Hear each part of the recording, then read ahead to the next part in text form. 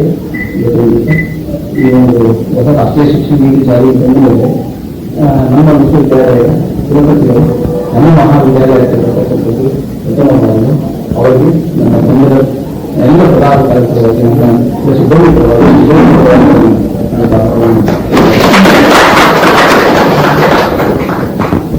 ನಮ್ಮ ಈ ಒಂದು ಸಭೆಯ ಅಧ್ಯಕ್ಷತೆಯನ್ನು ನಮ್ಮ ಪ್ರದೇಶದಿಂದ ಅದೇ ರೀತಿಯಾಗಿ ಈ ವೇದಿಕೆಯಲ್ಲಿ ಉಪಸ್ಥಿತಿಯಲ್ಲಿ ನಮ್ಮ ಆಯ್ಕೆ ಮಾಡಿಕೊಂಡಿರತಕ್ಕಂಥ ಶ್ರೀ ಸಲಪನ ಕೇಳಿಕೊಳ್ಳುತ್ತೇನೆ. ಅದೇ ರೀತಿಯಾಗಿ ನಮ್ಮ ಸಂಘದ ಭಾಷೆ ಮಾಡಿರ್ತಕ್ಕಂಥ ನಮ್ಮ ಶ್ರೀ ಗೌತಮ್ ಗೌಡ ಅವರು ಅದೇ ರೀತಿಯಾಗಿ ನಮ್ಮ ಸಂಘದ ಉಪಾಧ್ಯಕ್ಷರಾಗಿರ್ತಕ್ಕಂಥ ಶ್ರೀ ಉನ್ನತರ ಅವರು ಕೂಡ ಅದೇ ರೀತಿಯಾಗಿ ಈ ನಮ್ಮ ಕೇಂದ್ರದ ಮುಖ್ಯವಾಗಿರ್ತಕ್ಕಂಥ ಪ್ರಧಾನ ಕಾರ್ಯದರ್ಶಿಯಾಗಿರ್ತಕ್ಕಂಥ ಸನ್ಮಾನ್ಯ ಅಶೋಕನ ವಿಜಯವರು ಕೂಡ ಅದೇ ರೀತಿಯಾಗಿ ನಮ್ಮೆಲ್ಲ ಸಿಬ್ಬಂದಿ ವರ್ಗಗಳನ್ನು ಕೂಡ ಈ ಕಾರ್ಯಕ್ರಮಕ್ಕೆ ಸ್ವಾಗತವನ್ನು ಕೊಡುತ್ತಾ ಆರಂಭಗಳು ನಮ್ಮ ಎಲ್ಲರನ್ನೂ ಕೂಡ ಸಮಯದ ಅಭಾವದಿಂದ ಎಲ್ಲರನ್ನೂ ಕೂಡ ನಾವು ಹೃದಯಪೂರ್ವಕವಾಗಿ ಕಾರ್ಯಗಳನ್ನು ಕೊಡುತ್ತಾ ಮೊದಲನೇದಾಗಿ ನಮ್ಮ ಉಪಕೃತಿಗಳನ್ನು ಸಂಕ್ಷಿಪ್ತವಾಗಿ ಕೆಲಸ ಮಾಡಿಕೊಳ್ಳಿಕ್ಕೆ ಇಷ್ಟಪಡ್ತಾ ಇದ್ದೇನೆ. ಈ ವರ್ಷ ಏನು ನಾವು ಜಾರಿಗೆ ಬರ್ತಕ್ಕಂಥ NEP ರಾಷ್ಟ್ರೀಯ ಉನ್ನತ ಶಿಕ್ಷಣ ನೀತಿ ಆ ಒಂದು ನಮಗೆ ಜಾರಿ ಆರಂಭ ಮಾಡಬೇಕಾದ್ರೆ ಮತ್ತು ಅನುಷ್ಠಾನಗೊಳಿಸಬೇಕಾದ್ರೆ ಅನುಷ್ಠಾನ ಸಮಿತಿಯ ಸದಸ್ಯರಾಗಿ ಕೂಡ ಸೇವೆ ಸಲ್ಲಿಸ್ತಾ ಇದ್ದಾರೆ ಅನ್ನುವಂಥದ್ದು ಬಹಳ ನಮಗೆ ಹೆಮ್ಮೆ ಅನ್ನಿಸ್ತಾ ಇದೆ ಅನ್ನುವಂಥದ್ದು. ಇಡೀ ಕರ್ನಾಟಕ ರಾಜ್ಯದಲ್ಲಿ ರಚನೆಯಾಗಿರ್ತಕ್ಕಂಥ ಒಂದು ಸಮಿತಿ ಒಳಗೆ ಮೇಡಮರು ಉತ್ತಮವಾಗಿರ್ತಕ್ಕಂಥ ಸ್ಥಾನವನ್ನು ಆಯೋಜಿಸಿಕೊಂಡು ಪ್ರತಿಯೊಂದು ಸಭೆಯಲ್ಲಿ ಕೂಡ ಏನಾಗುತ್ತೆ ನಮ್ಮ ಶಿಕ್ಷಣ ಇಲಾಖೆಯಲ್ಲಿ ಉನ್ನತ ಶಿಕ್ಷಣ ತರಬೇತಿರ್ತಕ್ಕಂಥ ಎಲ್ಲ ಉದ್ದೇಶಗಳನ್ನ ರಚನೆಯಲ್ಲಿ ಪ್ರಮುಖವಾಗಿರ್ತಕ್ಕಂಥ ಪಾತ್ರವನ್ನು ವಹಿಸಿದ್ದಾರೆ ಅನ್ನುವಂಥದ್ದು. ಈಗಾಗಲೇ ನಮ್ಮೆಲ್ಲ ಪ್ರಾಂಶುಪಾಲರಿಗೆ 2 ಸಲ ಉಪನ್ಯಾಸಗಳ ಸಭೆಯನ್ನು ಮಾಡಿದ್ದಾರೆ, ಒಂದು ಸರಿ ಯೂಟ್ಯೂಬ್ ಬಗ್ಗೆ ಮಾಹಿತಿಯನ್ನು ಕೊಟ್ಟಿದ್ದಾರೆ. ನಿನ್ನೆ ದಿವಸ ನಮ್ಮನ್ನು ಕೂಡ ಇನ್ವೈಟ್ ಮಾಡಿದ್ದಾರೆ ಸಂಘದ ಚೇರ್ಮನ್ ಅವರಿಗೆ ಶಿಫಾರಸು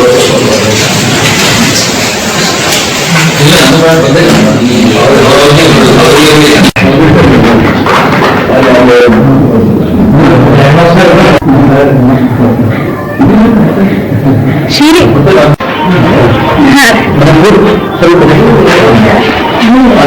ಒಂದ ಪತ್ರ ಹಾಕ್ರಿ ಮೇಡಮ್. ಹಂಗ್ರಿ ಸಂಘದ ಆಡಳಿತ ಮಂಡಳಿಯ ಎಲ್ಲ ಗೌರವಾನ್ವಿತ ಸದಸ್ಯರೇ, ಆತ್ಮೀಯ ಸಹೋದ್ಯೋಗಿಗಳ, ಬೋಧಕ ಬೋಧಕೇತರ ಸಿಬ್ಬಂದಿಗಳೇ, ನನ್ನ ಕುಟುಂಬ ವರ್ಗದವರೇ, ಸೊ ನನ್ನ ಅಳಿಯಂದ್ರು ನಮ್ಮ ಬೀಗರು ಕೂಡ ಇದ್ದಾರೆ. ಬಹುಶಃ ಅವರಿಗೆ ಮೊದಲಾಗಿ ನಾನು ಭಾಷಣ ಕೇಳುವಂತ ಪ್ರಮೇಯ ಬಂದಿದೆ. ಮೊದಲನೇದಾಗಿ ಬಹಳ ಕಡಿಮೆ ಕಾಲಾವಧಿಯಲ್ಲಿ ಇಂಥ ಒಂದು ಕಾರ್ಯಕ್ರಮನ ನೀವು ಆಯೋಜನೆ ಮಾಡಬೇಕಾಗಿ ಬಂತು. ಮತ್ತೆ ಆಯೋಜನೆ ಮಾಡಿ ನಮ್ಮೆಲ್ಲರನ್ನು ಕರೆದು ಗೌರವ ತೋರಿಸಿ ನಮ್ಮ ಮೇಲೆ ಇಷ್ಟು ಅಭಿಮಾನ ತೋರಿಸಿದರೆ ಅದಕ್ಕೆ ನಾನು ಮತ್ತೆ ವೈಯಕ್ತಿಕವಾಗಿ ನನ್ನ ಕುಟುಂಬದ ಪರವಾಗಿ ನಿಮಗೆ ಧನ್ಯವಾದಗಳನ್ನ ಹೇಳ್ತಾ ಇದ್ದೀನಿ. ನಿನ್ನೆ ನನಗೆ ನಮ್ಮ ಸಹೋದ್ಯೋಗಿಗಳು ಕೇಳಿದಾಗ ನಾನು ಈ ಸಂದರ್ಭದಲ್ಲಿ ಮಾತಾಡೋದು ಅಂದ್ರೆ ಹೊಸ ರಾಷ್ಟ್ರೀಯ ಶಿಕ್ಷಣ ನೀತಿ ಬಗ್ಗೆ ಮಾತ್ರ ನಾನು ಮಾತಾಡ್ತೀನಿ. ಇದ್ರ ಬಗ್ಗೆ ಮಾತಾಡೋದಕ್ಕೆ ಯಾವ ಅವಕಾಶ ಸಿಕ್ಕರೂ ಕೂಡ ನಾನು ಬಿಡ್ತಾ ಇಲ್ಲ ಅಂತೇಳಿ ಹೇಳಿದೆ. ಹಾಗಾಗಿ ಆ ವಿಷಯವಾಗಿಯೇ ನೀವು ಮಾತಾಡಿ ಅಂತ ಹೇಳಿದ್ರು. ನಿಮಗೆ ಗೊತ್ತಿರ್ಬೋದು, ಇಡೀ ದೇಶದಲ್ಲಿ ಕರ್ನಾಟಕ ಮೊದಲ ರಾಜ್ಯ. ಹೊಸ ರಾಷ್ಟ್ರೀಯ ಶಿಕ್ಷಣ ನೀತಿ ಅನುಷ್ಠಾನದಲ್ಲಿ ಕರ್ನಾಟಕ ಮೊದಲ ರಾಜ್ಯ.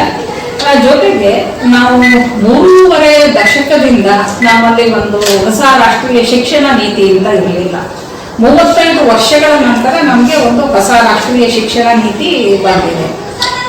ಈ ನೀತಿಯ ಮಹತ್ವ ಏನು ಅಂದರೆ, ನಮ್ಮ ಸಮಕಾಲೀನ ಅಗತ್ಯತೆಗಳು ಏನಿದೆ, ಈ ಕಾಂಟೆಂಪರರಿ ಸೊಸೈಟಿ ಇದರ ರಿಕ್ವೈರ್ಮೆಂಟ್ಸು ಏನಿದೆ, ಜೊತೆಗೆ ದೇಶದ ಒಳಗಡೆ ಮತ್ತು ಹೊರಗಡೆ ಏನೆಲ್ಲ ಬದಲಾವಣೆಗಳಾಗಿದೆ ಇದನ್ನ ಗ್ರಹಿಸಿಕೊಂಡು ಇದರ ಅಗತ್ಯತೆಗಳಿಗೆ ಅನ್ವಯಿಸಿ ಈ ಹೊಸ ರಾಷ್ಟ್ರೀಯ ಶಿಕ್ಷಣ ನೀತಿನ ನಾವು ರೂಪಿಸಿದೀವಿ, ಹಾಗೆ ಜಾರಿಗೊಳಿಸಿದೀವಿ.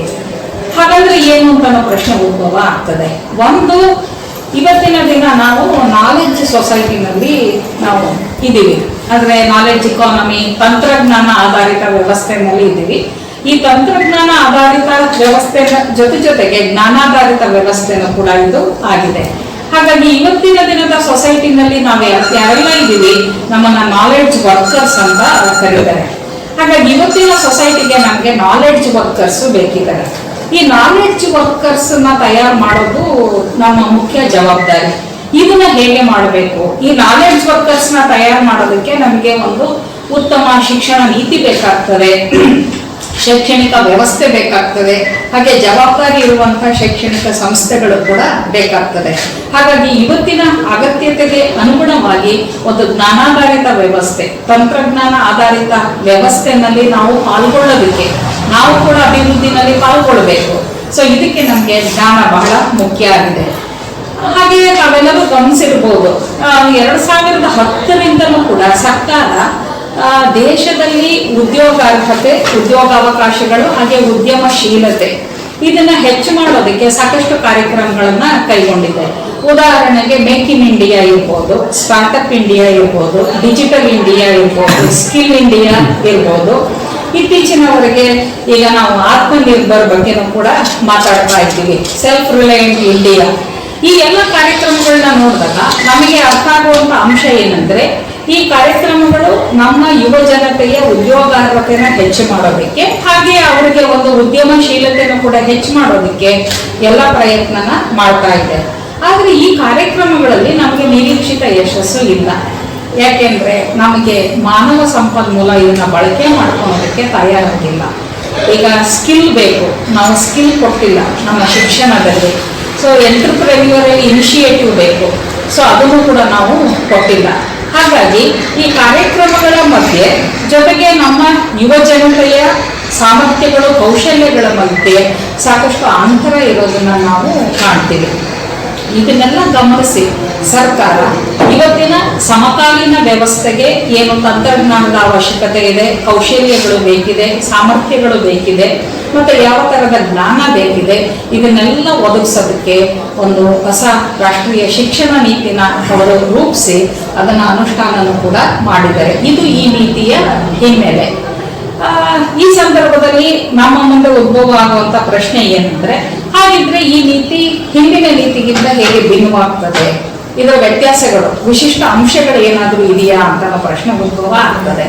ಮೊದಲನೇದು ಏನಂದ್ರೆ, ಈ ನೀತಿನಲ್ಲಿ ನಾವು ಬಹುಶಿಸ್ತೀಯ ಅಧ್ಯಯನ, ನಾವೇನು ಮಲ್ಟಿ ಡಿಸಿಪ್ಲಿನರಿ ಅಪ್ರೋಚ್ ಅಂತ ಹೇಳ್ತೀವಿ, ಹಾಗೆ ಹೋಲಿಸ್ಟಿಕ್ ಎಜುಕೇಶನ್, ಸಮಗ್ರ ಶಿಕ್ಷಣ ಅಂತ ಹೇಳ್ತೀವಿ, ಅದಕ್ಕೆ ಹೆಚ್ಚಿನ ಒತ್ತನ್ನು ಕೊಟ್ಟಿದ್ದೀವಿ. ಹಾಗಿದ್ರೆ ಹಿಂದಿನ ಶಿಕ್ಷಣ ನೀತಿನಲ್ಲಿ ಇದಿರಲಿಲ್ವಾ ಅನ್ನೋ ಪ್ರಶ್ನೆ ಬರ್ತದೆ. ಹಿಂದಿನ ಶಿಕ್ಷಣ ನೀತಿನಲ್ಲಿ ಏನಿತ್ತಂದ್ರೆ, ನಾವು ಏಕಶಿಸ್ತೀಯ ಅಧ್ಯಯನ, ಈಗ ಹಿಸ್ಟ್ರಿ ಓದಿದವರು ಹಿಸ್ಟ್ರಿನೇ ಓದ್ತಾ ಇದ್ರು, ಸೈನ್ಸ್ ಕೆಮಿಸ್ಟ್ರಿ ಓದಿದವರು ಕೆಮಿಸ್ಟ್ರಿನೇ ಓದ್ತಾ ಇದ್ರು. ಸೊ ಹಾಗಾಗಿ ಬೇರೆ ಬೇರೆ ವಿಷಯಗಳ ಬಗ್ಗೆ ಜ್ಞಾನ, ಅದ್ರ ಬಗ್ಗೆ ತಿಳ್ಕೊಳ್ಳಿಕ್ಕೆ ನಮಗೆ ಆ ಶಿಕ್ಷಣ ವ್ಯವಸ್ಥೆನಲ್ಲಿ ಇರಲಿಲ್ಲ, ಅಥವಾ ಆ ಎಕ್ಸ್ಪೋಜರ್ ಇರಲಿಲ್ಲ. ಆದ್ರೆ ಈ ಶಿಕ್ಷಣ ವ್ಯವಸ್ಥೆನಲ್ಲಿ ಬಹುಶಿಸ್ತೀಯ ಅಧ್ಯಯನಕ್ಕೆ ಸಾಕಷ್ಟು ಅವಕಾಶ ಇದೆ. ಉದಾಹರಣೆಗೆ BA ಹಿಸ್ಟ್ರಿ ಮಾಡುವಂತ ಹುಡುಗ ಫಿಸಿಕ್ಸ್ ನ ಆಯ್ಕೆ ಮಾಡ್ಕೋಬಹುದು, ಅವನು ಮ್ಯೂಸಿಕ್ ಕಲಿಬಹುದು, ಅಥವಾ ಯೋಗನಾದ್ರೂ ಕೂಡ ಅವನು ಕಲಿಯೋದಕ್ಕೆ ಅವಕಾಶ ಇದೆ. ಹಾಗಾಗಿ ಬೇರೆ ಬೇರೆ ವಿಷಯಗಳಲ್ಲಿ ಅವನ ಕೌಶಲ್ಯಗಳನ್ನ, ಅವನ ಸಾಮರ್ಥ್ಯನ ವರ್ಧನೆ ಮಾಡೋದಕ್ಕೆ ಇಲ್ಲಿ ಸಾಕಷ್ಟು ಅವಕಾಶ ಇದೆ. ಜೊತೆಗೆ ಇದು ಹೋಲಿಸ್ಟಿಕ್ ಎಜುಕೇಶನ್ ಅಂತ ಕೂಡ ನಾವು ಹೇಳ್ತೀವಿ. ಯಾಕೆ ಹೋಲಿಸ್ಟಿಕ್ ಎಜುಕೇಶನ್ ಅಂತಂದ್ರೆ, ಈಗ ಎಷ್ಟೊಂದು ಜನ ವಿದ್ಯಾರ್ಥಿಗಳಿಗೆ BA ಪೂರ್ತಿ ಮುಗಿಸೋದಕ್ಕೆ ಸಾಧ್ಯ ಇಲ್ಲ. ನಾವು ಈ ಭಾಗದಲ್ಲಿ ಅದರಲ್ಲಿ ಹೆಣ್ಮಕ್ಳ ದೃಷ್ಟಿಯಿಂದ ನೋಡಿದ್ರೆ, ಅವರಿಗೆ ಮೊದಲೇನೋ ಮನೆಯಲ್ಲಿ ಅನುಕೂಲಕರ ಪರಿಸ್ಥಿತಿ ಇಲ್ಲದ ಕಾರಣನೂ ಅವರು ಶಿಕ್ಷಣನ ಮುಂದುವರಿಸೋದಕ್ಕೆ ಸಾಧ್ಯ ಆಗೋದಿಲ್ಲ. ಸೊ ಅವಾಗ ಏನಾಗ್ತದೆ, ಆಕೆಗೆ ಏನಾದ್ರೂ ಒಂದು ಸ್ಕಿಲ್ ಇದ್ರೆ, 1 ವರ್ಷದ BA ನಲ್ಲಿ ಆಕೆ ಯಾವ್ದಾದ್ರೂ ಒಂದು ಕೌಶಲ್ಯನ ಪಡೆದಿದ್ರೆ, ಆಕೆ ಅದನ್ನ ಉಪಯೋಗ ಮಾಡಿಕೊಂಡು ಒಂದು ಉದ್ಯೋಗ ಪಡಿಬಹುದು, ಅಥವಾ ಇಲ್ಲ ಒಂದು ಉದ್ಯಮನಾದ್ರೂ ಕೂಡ ಪ್ರಾರಂಭ ಮಾಡೋದಕ್ಕೆ ಸಾಧ್ಯ. ಹಾಗಾಗಿ ಈ ಒಂದು ಸಮಗ್ರತೆನ ದೃಷ್ಟಿಲಿ ಇಟ್ಕೊಂಡು ಕೂಡ ಈ ಶಿಕ್ಷಣ ನೀತಿನ ನಾವು ನಿರೂಪಣೆ ಮಾಡಿದ್ದೀವಿ. ಜೊತೆಗೆ ಬಹಳ ಮುಖ್ಯವಾದ ಉದ್ದೇಶ, ಈಗಷ್ಟೇ ಮಾತಾಡಿದಂತ ನನ್ನ ಸಹೋದ್ಯೋಗಿ ಅವ್ರು ಹೇಳಿದ್ರು, ಇದು ಲರ್ನರ್ ಸೆಂಟ್ರಿಕ್, ಸ್ಟೂಡೆಂಟ್ ಸೆಂಟ್ರಿಕ್, ಇಂಥ ಎಲ್ಲರೂ ಕೂಡ ಇಟ್ ವಾಸ್ ಟೀಚರ್ ಸೆಂಟ್ರಿಕ್. ನಾನು ನನಗೇನ್ ಬೇಕೋ ಅದನ್ನ ಪಾಠ ಮಾಡ್ತಿದ್ದೆ, ಮಕ್ಕಳು ಕೇಳ್ತಾರೋ ಬಿಡ್ತಾರೋ ನಾನು ಬಾದರ್ ಮಾಡ್ತಿರ್ಲಿಲ್ಲ. So it was supply driven rather than demand driven. So ಹಾಗಾಗಿ ಹಿಂದಿನ ವ್ಯವಸ್ಥೆನಲ್ಲಿ ನಾವು ವಿದ್ಯಾರ್ಥಿಗಳನ್ನ ಕೇಂದ್ರದಲ್ಲಿ ಇಟ್ಕೊಂಡು ಅವರನ್ನ ಕೇಂದ್ರ ಬಿಂದು ಮಾಡಿ ನಾವು ಯಾವ ರೀತಿಯ ಶಿಕ್ಷಣನ ಕೂಡ ಕೊಡ್ತಾ ಇರಲಿಲ್ಲ. ನಾನು ಕೊಡ್ತೀನಿ, ನೀನು ಇದನ್ನ ಕಲಿತೀಯೋ ಬಿಡ್ತೀಯೋ ನಾನು ಯೋಚನೆ ಮಾಡ್ತಿರ್ಲಿಲ್ಲ. ಆದ್ರೆ ಈ ಒಂದು ಶಿಕ್ಷಣ ನೀತಿನಲ್ಲಿ ಈ ಒಂದು ಕೊಲ್ಲಟನ ನಾವು ಗಮನಿಸ್ತೀವಿ. ನಾವೇನು ಇಂಗ್ಲಿಷ್ ಅಲ್ಲಿ ಪ್ಯಾರಾಡೈಮ್ ಶಿಫ್ಟ್ ಅಂತ ಹೇಳ್ತೀವಿ, ಆ ಶಿಫ್ಟ್ ನಾವು ಇಲ್ಲಿ ಗಮನಿಸ್ತೀವಿ. ಜೊತೆಗೆ ಕೌಶಲ್ಯಗಳಿಗೆ ಹೆಚ್ಚಿನ ಆದ್ಯತೆ ಇದೆ. ನಿಮಗೆಲ್ಲ ಗೊತ್ತಿರ್ಬೋದು, ಈಗ BA ಪ್ರೋಗ್ರಾಮ್ನಲ್ಲಿ ಅವನು 176 ಕ್ರೆಡಿಟ್ ಅವನು ಕಲ್ತ್ರೆ ಇದರಲ್ಲಿ 50% ಮಾತ್ರ ಸಬ್ಜೆಕ್ಟಿಗೆ ಇರ್ತದೆ, ಇನ್ನು 50% skill based ability enhancement, mandatory courses, vocational ಕೋರ್ಸಸ್ಗೆ ಇರ್ತದೆ. ಹಾಗಾಗಿ ಅವನಿಗೆ ವಿಷಯದ ಜೊತೆಗೆ ಆ ವಿಷಯದ ಅಪ್ಲಿಕೇಶನ್ಗೆ ಬೇಕಾದಂತ ಸ್ಕಿಲ್ ಅವನಿಗೆ ಕೊಡ್ತೀವಿ ನಾವು. ಇಂಥ ಒಂದು ಹೊಸ ಅಂಶನೂ ಕೂಡ ನಮ್ಮ ಈ ಶೈಕ್ಷಣಿಕ ನೀತಿನಲ್ಲಿ ಇದೆ. ಜೊತೆಗೆ ಕರಿಕ್ಯುಲಂನಲ್ಲಿ ಸಾಕಷ್ಟು ಸುಧಾರಣೆಗಳನ್ನ ನಾವು ಗಮನಿಸ್ತೀವಿ. ಈಗ ಕೆಲವು ಕಡೆ ತುಂಬಾ ಹಳತಾದಂತ ವಿಷಯಗಳು ಇದ್ವು. ಅಪ್ಲಿಕೇಶನ್ ಪಾರ್ಟ್ ಅನ್ವಯಿಕತೆ ಇರಲಿಲ್ಲ. ಅರ್ಥಶಾಸ್ತ್ರದ ಉದಾಹರಣೆನ ನಾವು ಕೊಡೋದಾದ್ರೆ ಥಿಯರಿಗಳನ್ನ ಹೇಳ್ತಿದ್ವಿ, ಅಪ್ಲಿಕೇಶನ್ ಪಾರ್ಟ್ ಗೊತ್ತಿರಲಿಲ್ಲ. ಬಜೆಟ್ ಬಗ್ಗೆ ಮಾತಾಡ್ತೀವಿ, ಬಜೆಟ್ ಹೇಗ್ ಮಾಡಬೇಕು ಗೊತ್ತಿಲ್ಲ, ಬ್ಯಾಲೆನ್ಸ್ ಶೀಟ್ ಹೇಗ್ ಮಾಡಬೇಕು ಗೊತ್ತಿಲ್ಲ. ಸೊ ಆ ತರದಲ್ಲಿ ಅಪ್ಲಿಕೇಶನ್ ಪಾರ್ಟ್ಗೆ ಈಗ ಹೆಚ್ಚಿನ ಒತ್ತನ್ನ ಕೊಡ್ತೀವಿ. ಸೊ ಹಾಗಾಗಿ ಕರಿಕ್ಯುಲಂನಲ್ಲಿ ಎಲ್ಲಾ ವಿಷಯಗಳ ಪಠ್ಯಕ್ರಮದಲ್ಲೂ ಕೂಡ ಸಾಕಷ್ಟು ಬದಲಾವಣೆಗಳಿದೆ. ಜೊತೆಗೆ ಹಿಂದೆ ನಾವು ಯಾವುದು ಮಹತ್ವದ ಅಲ್ಲ ಅಂತ ಪರಿಗಣಿಸಿದ್ವಿ, NSS, NCC, ಸ್ಪೋರ್ಟ್ಸ್, ಅದೆಲ್ಲದೂ ಕೂಡ ಇವತ್ತು ಮಹತ್ವದ ವಿಷಯಗಳು ಆಗಿದೆ. ಅದೆಲ್ಲದಕ್ಕೂ ಕೂಡ ಕ್ರೆಡಿಟ್ ಇದೆ. ಮಕ್ಕಳು ಅದನ್ನ ಕಡ್ಡಾಯವಾಗಿ ಓದಬೇಕು. ಇದಕ್ಕೆ ಯಾಕೆ ಇಷ್ಟು ಮಹತ್ವ ಅಂದ್ರೆ ಕಮ್ಯುನಿಟಿ ಎಂಗೇಜ್ಮೆಂಟ್. ನಾವು ಲೈಫ್ ಲಾಂಗ್ ಸ್ಕಿಲ್ಸ್ ಅಥವಾ ನಮಗೆ ಲೈಫ್ ಸ್ಕಿಲ್ಸ್ ಅಂತ ಇದನ್ನ ಕರಿತೀವಿ. ನಾನು ಸುಮ್ಮನೆ BA ಓದಿ ನನ್ನ ಪಾಡಿಗೆ ನಾನು ಮನೇಲಿದ್ರೆ ಸಾಲದು. ನನಗೆ ಸಾಮಾಜಿಕ ಜವಾಬ್ದಾರಿ ಏನು, ಸಮುದಾಯದ ಜೊತೆ ನನ್ನನ್ನ ನಾನು ಹೇಗೆ ಗುರುತಿಸ್ಕೊಳ್ತೇನೆ ಅಥವಾ ಹೇಗೆ ಬೆಳಿತೀನಿ, ಅದು ಕೂಡ ಮುಖ್ಯ ಆಗ್ತದೆ. ಹಾಗಾಗಿ ಈ ಕಮ್ಯುನಿಟಿ ಎಂಗೇಜ್ಮೆಂಟ್ಗೆ ಸಂಬಂಧಪಟ್ಟಂತೆ, ಎನ್ವೈರನ್ಮೆಂಟಲ್ ಎಜುಕೇಶನ್ಗೆ ಸಂಬಂಧಪಟ್ಟಂತೆ ಅಥವಾ ಸೋಷಿಯಲ್ ವರ್ಕಿಗೆ ಸಂಬಂಧಪಟ್ಟಂತೆ, ಸೋಷಿಯಲ್ ಕ್ಯಾಪಿಟಲ್ ಅಂತ ಏನ್ ಹೇಳ್ತೀವಿ, ಸಾಮಾಜಿಕ ಬಂಡವಾಳ, ಅದನ್ನ ವೃದ್ಧಿ ಮಾಡೋದಕ್ಕೂ ಕೂಡ ಇಲ್ಲಿ ಹೆಚ್ಚಿನ ಒಂದು ಮಹತ್ವನ ಕೊಟ್ಟಿದ್ದೀವಿ. ಈಗ ನಾವೆಲ್ಲ ನೋಡ್ತೀವಿ, ಪ್ರತಿ ಯೂನಿವರ್ಸಿಟಿನಲ್ಲಿ, ಕಾಲೇಜ್ಗಳಲ್ಲಿ NCC ಇದೆ, NSS ಇದೆ, ರೆಡ್ ಕ್ರಾಸ್ ಸೊಸೈಟಿ ಇದೆ. ಸೊ ಹೇಗೆ ಕಮ್ಯುನಿಟಿ ಜೊತೆ ನಮ್ಮನ್ನ ನಾವು ಗುರುತಿಸ್ಕೋತೀವಿ, ಹೊಂದಿಸ್ಕೋತೀವಿ, ಅದು ಕೂಡ ಬಹಳ ಮುಖ್ಯ ಆಗ್ತದೆ. ಇದು ಕೂಡ ಈ ನೀತಿಯ ಮತ್ತೊಂದು ಮಹತ್ವದ ಅಂಶ. ಜೊತೆಗೆ ಫ್ಲೆಕ್ಸಿಬಿಲಿಟಿ ಇದೆಯಲ್ಲ, ಇದು ಬಹಳ ವಿಶಿಷ್ಟವಾದಂತ ಅಂಶ. ಜಡತೆ ಇಲ್ಲ. ಈಗ ಮಗು ಯಾವ ವಿಷಯ ಬೇಕಾದ್ರೂ ಕೂಡ ಆಯ್ಕೆ ಮಾಡ್ಕೋಬಹುದು. ಮೊದಲೆಲ್ಲ ಹೇಗಿತ್ತು ಅಂದ್ರೆ 1 ವರ್ಷ ಓದಿ ಅವರಿಗೆ ಅನುಕೂಲ ಆಗ್ಲಿಲ್ಲ ಅಂದ್ರೆ ಅದು ಪೂರ್ತಿ ವ್ಯರ್ಥ ಆಗೋಗ್ತಿತ್ತು. ಅವರಿಗೆ ಡಿಗ್ರಿಗೂ ಸಿಗ್ತಿರ್ಲಿಲ್ಲ, ಮುಂದುವರ್ಸೋದಕ್ಕೂ ಆಗ್ತಿರ್ಲಿಲ್ಲ. ಆದ್ರೆ ಈಗ ಹಾಗಿಲ್ಲ. ಅವ್ರು 2 ಸೆಮಿಸ್ಟರ್ ಮಾಡಿದ್ರೆ ಅವ್ರಿಗೊಂದು ಸರ್ಟಿಫಿಕೇಟ್ ಸಿಗ್ತದೆ, ಅದ್ರ ಜೊತೆಗೆ ಒಂದು ಸ್ಕಿಲ್ ಕೂಡ ಇರ್ತದೆ, ಒಂದು ವೊಕೇಶನಲ್ ಕೋರ್ಸ್ ಕೂಡ ಇರ್ತದೆ.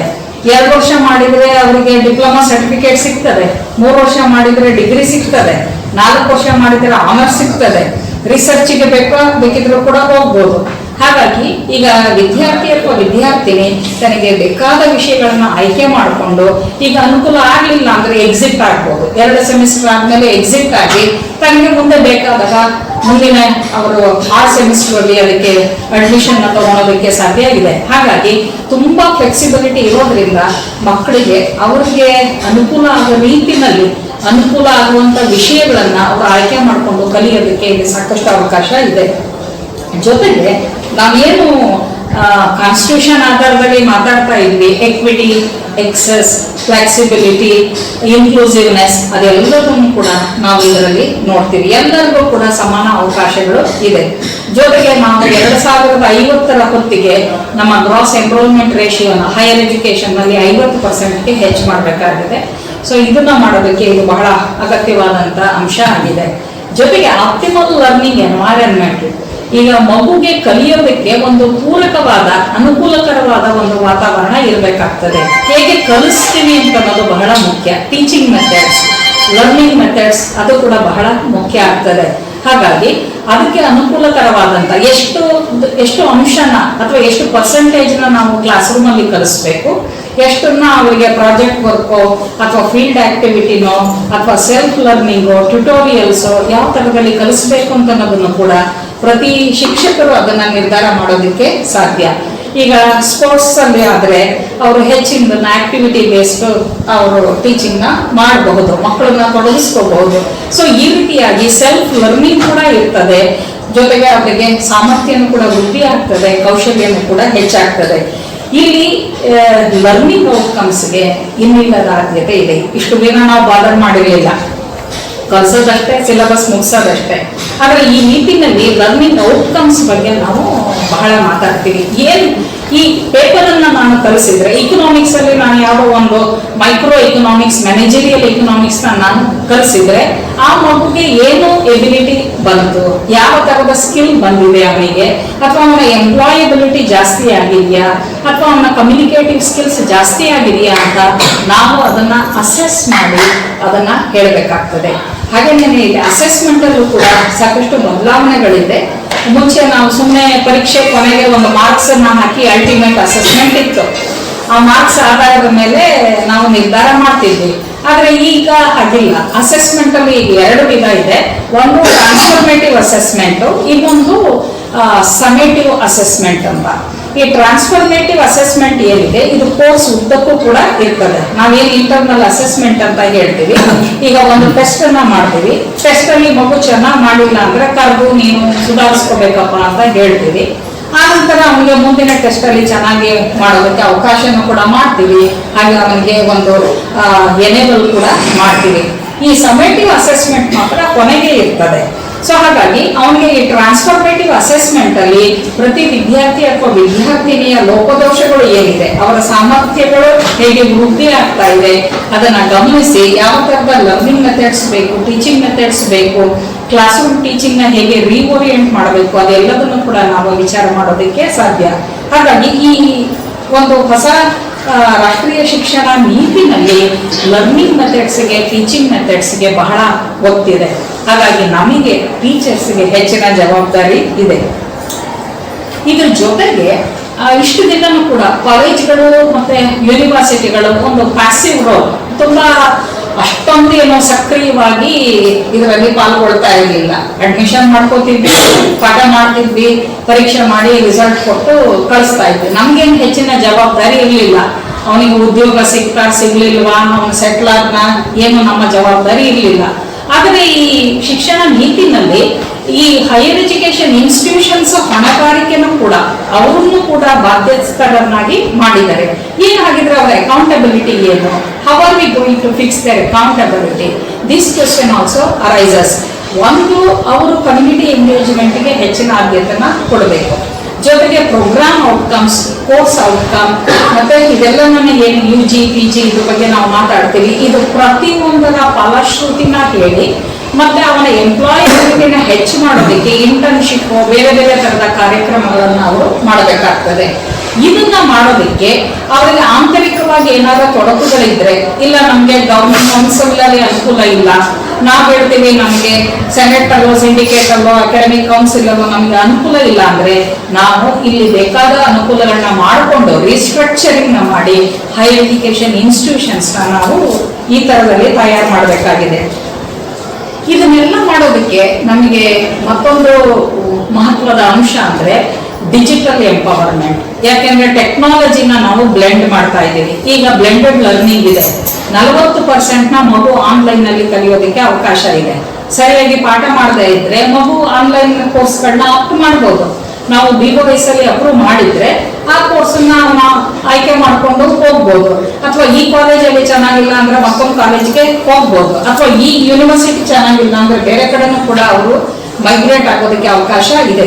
ಇಷ್ಟು ಫ್ಲೆಕ್ಸಿಬಿಲಿಟಿ ಇದ್ದಾಗ ನಾವು ಈ ವಿದ್ಯಾರ್ಥಿಗಳ ಅಗತ್ಯತೆಗಳನ್ನ ಗಮನಿಸ್ಕೊಂಡು ನಾವು ಏನನ್ನ ಕೊಡಬೇಕು ಅಂತ ಅನ್ನೋದನ್ನು ಕೂಡ ನಾವು ನಿರ್ಧಾರ ಮಾಡಬೇಕಾಗ್ತದೆ. ಹಾಗಾಗಿ ಡಿಜಿಟಲ್ ಎಂಪವರ್ಮೆಂಟ್, ಡಿಜಿಟಲ್ ಇನ್ಫ್ರಾಸ್ಟ್ರಕ್ಚರ್, ಈ ತರದ ಒಂದು ಎನೇಬ್ಲಿಂಗ್ ಎನ್ವೈರನ್ಮೆಂಟ್ ಕೂಡ ಬೇಕಾಗ್ತದೆ. ಬರೀ ಸೌಕರ್ಯಗಳಿದ್ರೆ ಸಾಲದು, ಅದನ್ನು ಉಪಯೋಗ ಮಾಡ್ಕೊಳ್ಳೋದು ನಾವು. ನನಗೆ ಅದರ ಬಗ್ಗೆ ಗೊತ್ತಿರಬೇಕು. ಹೇಗೆ ನಾನು ಕ್ಲಾಸ್ ರೂಮ್ ಅಲ್ಲಿ ಹೇಗೆ ಈ ಡಿಜಿಟಲ್ ಟೆಕ್ನಾಲಜಿನ ನಾನು ಯೂಸ್ ಮಾಡ್ತೀನಿ, ಮಕ್ಕಳಿಗೆ ಹೇಗೆ ಎನೇಬಲ್ ಮಾಡ್ತೀನಿ, ಅದ್ರ ಬಗ್ಗೆನೂ ಕೂಡ ನಮಗೆ ಕೆಪಾಸಿಟಿ ಬಿಲ್ಡಿಂಗ್ ಆಗ್ಬೇಕಾಗ್ತದೆ. ಹಾಗಾಗಿ ಈ ಹೊಸ ಶಿಕ್ಷಣ ನೀತಿನಲ್ಲಿ ನಾವು ಗಮನಿಸೋ ಅಂಶ ಅಂದ್ರೆ ಏನಂದ್ರೆ ಡಿಜಿಟಲೈಸೇಷನ್, ಜೊತೆಗೆ ಇಂಟರ್ನ್ಯಾಷನಲೈಸೇಷನ್ ಆಫ್ ಹೈಯರ್ ಎಜುಕೇಶನ್. ಹಿಂದಿನ ಯಾವ ನೀತಿನಲ್ಲೂ ಕೂಡ ಈ ಅಂಶ ಇರಲಿಲ್ಲ.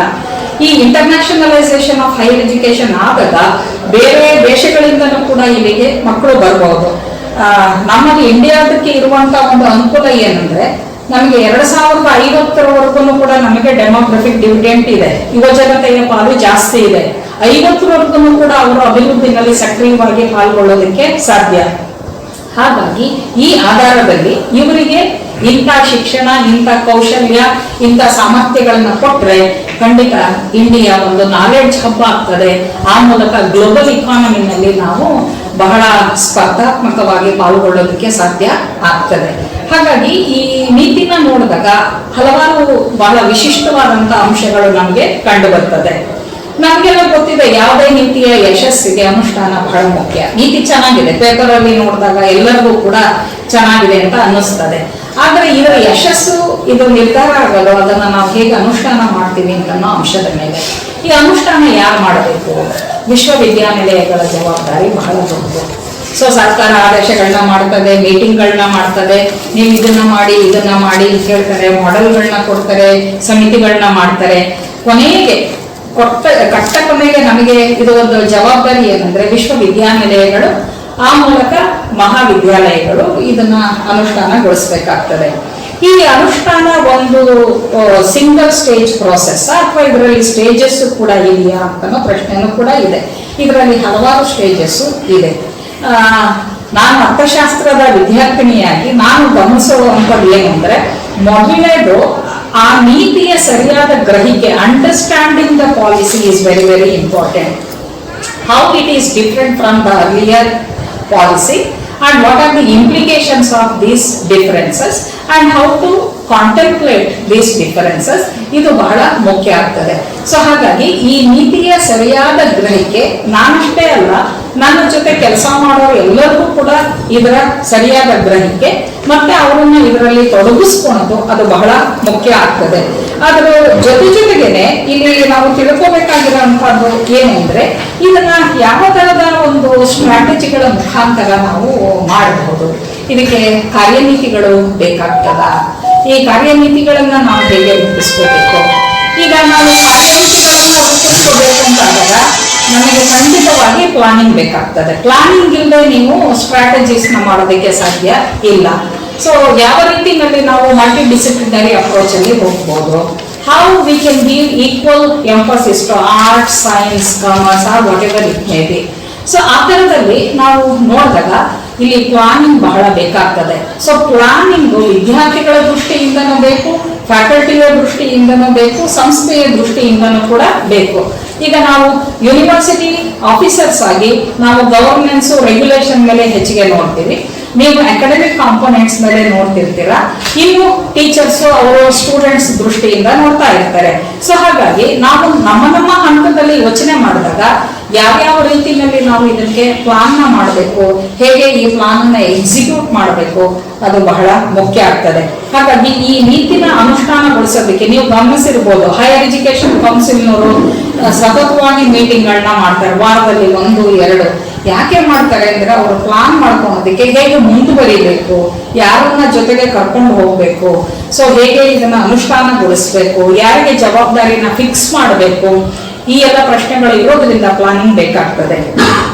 ಮೂರನೇ ಹಂತ ಅಂದ್ರೆ ಇಂಪ್ಲಿಮೆಂಟೇಷನ್. ನೇರವಾಗಿ ನಾವು ಇದನ್ನ ಜಾರಿ ಮಾಡ್ತೀವಿ.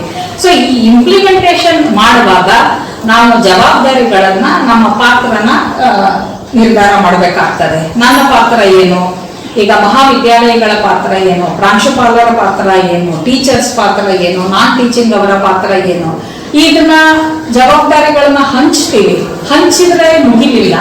ಇದನ್ನ ಮಧ್ಯೆ ಹೊಂದಾಣಿಕೆಯನ್ನು ಕೂಡ ಬೇಕಾಗ್ತದೆ. ಕಾಲೇಜುಗಳ ಮಧ್ಯೆ, ಯೂನಿವರ್ಸಿಟಿ ಮಧ್ಯೆ ಯಾವ ತರದ ಕೋಆರ್ಡಿನೇಷನ್ ಇದೆ, ಅಥವಾ ನಿಮ್ಮಲ್ಲಿ ಬೇರೆ ಬೇರೆ ವಿಭಾಗಗಳ ಮಧ್ಯೆ ಯಾವ ತರದಲ್ಲಿ ಕೋಆರ್ಡಿನೇಷನ್ ಇದೆ, ಫ್ಯಾಕಲ್ಟಿ ಟೀಚರ್ಸ್ಗೆ ಯಾವ ತರದ ಕೋಆರ್ಡಿನೇಷನ್ ಇದೆ. ಹಾಗಾಗಿ ಇದಕ್ಕೊಂದು ನಾವು ಬ್ಲೂ ಪ್ರಿಂಟ್, ಇದನ್ನ ರೋಡ್ ಮ್ಯಾಪ್ ಅನ್ನ ಮಾಡ್ಕೋಬೇಕಾಗ್ತದೆ. ಈ ರೋಡ್ ಮ್ಯಾಪ್ ನ ಟೈಮ್ ಲೈನ್ ಹಾಕೊಂಡು ನಾವು ಮಾಡಿದಾಗ ಆ ನೀತಿನ ನಾವು ಅನುಷ್ಠಾನಗೊಳಿಸೋದಕ್ಕೆ ಸಾಧ್ಯ. ಇದರಲ್ಲಿ ಅಕಾಡೆಮಿಕ್ ಕಾಂಪೋನೆಂಟ್ ಇದೆ, ಅಡ್ಮಿನಿಸ್ಟ್ರೇಟಿವ್ ಕಾಂಪೋನೆಂಟ್ ಇದೆ, ಗವರ್ನೆನ್ಸ್ ಕಾಂಪೋನೆಂಟ್ ಇದೆ, ರೆಗ್ಯುಲೇಟರಿ ಕಾಂಪೋನೆಂಟ್ ಇದೆ. ಹಾಗಾಗಿ ನಾವು ನಮ್ಮ ಪಾತ್ರ ಏನು ಅಂತ ತಿಳ್ಕೊಂಡು ನಮಗೆ ಅನ್ವಯಿಸುವಂಥದಕ್ಕೆ ಬೇಕಾದ ಒಂದು ಸಿದ್ಧತೆನ ಮಾಡ್ಕೋಬೇಕಾಗ್ತದೆ. ಜೊತೆಗೆ ಸೌಲಭ್ಯಗಳು ಬೇಕು. ನಾನು ಆಗ್ಲೇ ಹೇಳಿದಾಗೆ ಡಿಜಿಟಲ್ ಇನ್ಫ್ರಾಸ್ಟ್ರಕ್ಚರ್ ಬೇಕಾಗ್ತದೆ. ಫ್ಯಾಕಲ್ಟಿಗೆ ಕೆಪಾಸಿಟಿ ಬಿಲ್ಡಿಂಗ್ ಆಗ್ಬೇಕಾಗ್ತದೆ. ನೀವು ಗಮನಿಸಿರ್ಬೋದು, ಎಷ್ಟೋ ಜನ ಟೀಚರ್ಸ್ಗೆ ಮೇಲ್ ಐ ಡಿ ಕೂಡ ಇರೋದಿಲ್ಲ. ನಮಗೆ ಅವ್ರನ್ನ ಕನೆಕ್ಟ್ ಮಾಡೋದು ಬಹಳ ಸಮಸ್ಯೆ ಆಗ್ತದೆ ಯೂನಿವರ್ಸಿಟಿ ಮಟ್ಟದಲ್ಲಿ. ಹಾಗಾಗಿ ಅವರಿಗೆ ಈ ಡಿಜಿಟಲ್ ಇನ್ಫ್ರಾಸ್ಟ್ರಕ್ಚರ್ನ ಬಳಕೆ ಮಾಡ್ಕೊಳೋದ್ರಲ್ಲಿ ಎಂಪವರ್ ಮಾಡೋದು, ಮತ್ತೆ ಈಗ ಆನ್ಲೈನ್ ಅಲ್ಲಿ ಟೀಚ್ ಮಾಡೋದು ಕೂಡ ಒಂದು ಕಲೆ. ನನಗೆ ಆಫ್ಲೈನ್ ಅಲ್ಲಿ ಟೀಚ್ ಮಾಡೋದು ನಾನು ಕಂಫರ್ಟಬಲ್ ಇರ್ಬೋದು, ಆನ್ಲೈನ್ ಅಲ್ಲೂ ಕೂಡ ಎಷ್ಟು ಇಫೆಕ್ಟಿವ್ ಆಗಿ ಟೀಚ್ ಮಾಡ್ತೀನಿ ಅಂತ ಅನ್ನೋದಕ್ಕೆ ಅದರಲ್ಲೂ ಬೇರೆ ಬೇರೆ ಪದ್ಧತಿಗಳಿದೆ. ಸೊ ಅದಕ್ಕೂ ಕೂಡ ನಾವು ಟ್ರೈನಿಂಗ್ ಓರಿಯೆಂಟೇಷನ್ ಕೊಟ್ಟು ಅದನ್ನ ಮಾಡಬೇಕಾಗ್ತದೆ. ಹಾಗಾಗಿ ಇದು ಇಂಪ್ಲಿಮೆಂಟೇಷನ್ ಬಹಳ ದೊಡ್ಡ ಘಟ್ಟ.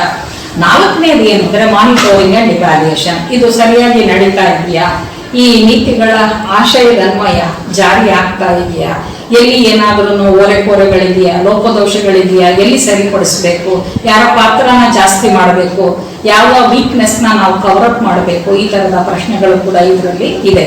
ಸೊ ಇದು ತತ್ಕ್ಷಣಕ್ಕೆ ನಮಗೆ ಅನ್ವಯ ಆಗದೇ ಇರ್ಬೋದು, ಆದ್ರೆ ಇದು ಕೂಡ ಬಹಳ ಮುಖ್ಯವಾದಂತ ಅಂಶ. ಹೀಗೆ ಇದರ ಅನುಷ್ಠಾನಕ್ಕೆ ನಾವು ಬಹಳ ತಯಾರಿಗಳನ್ನ ಮಾಡ್ಕೋಬೇಕಾಗ್ತದೆ.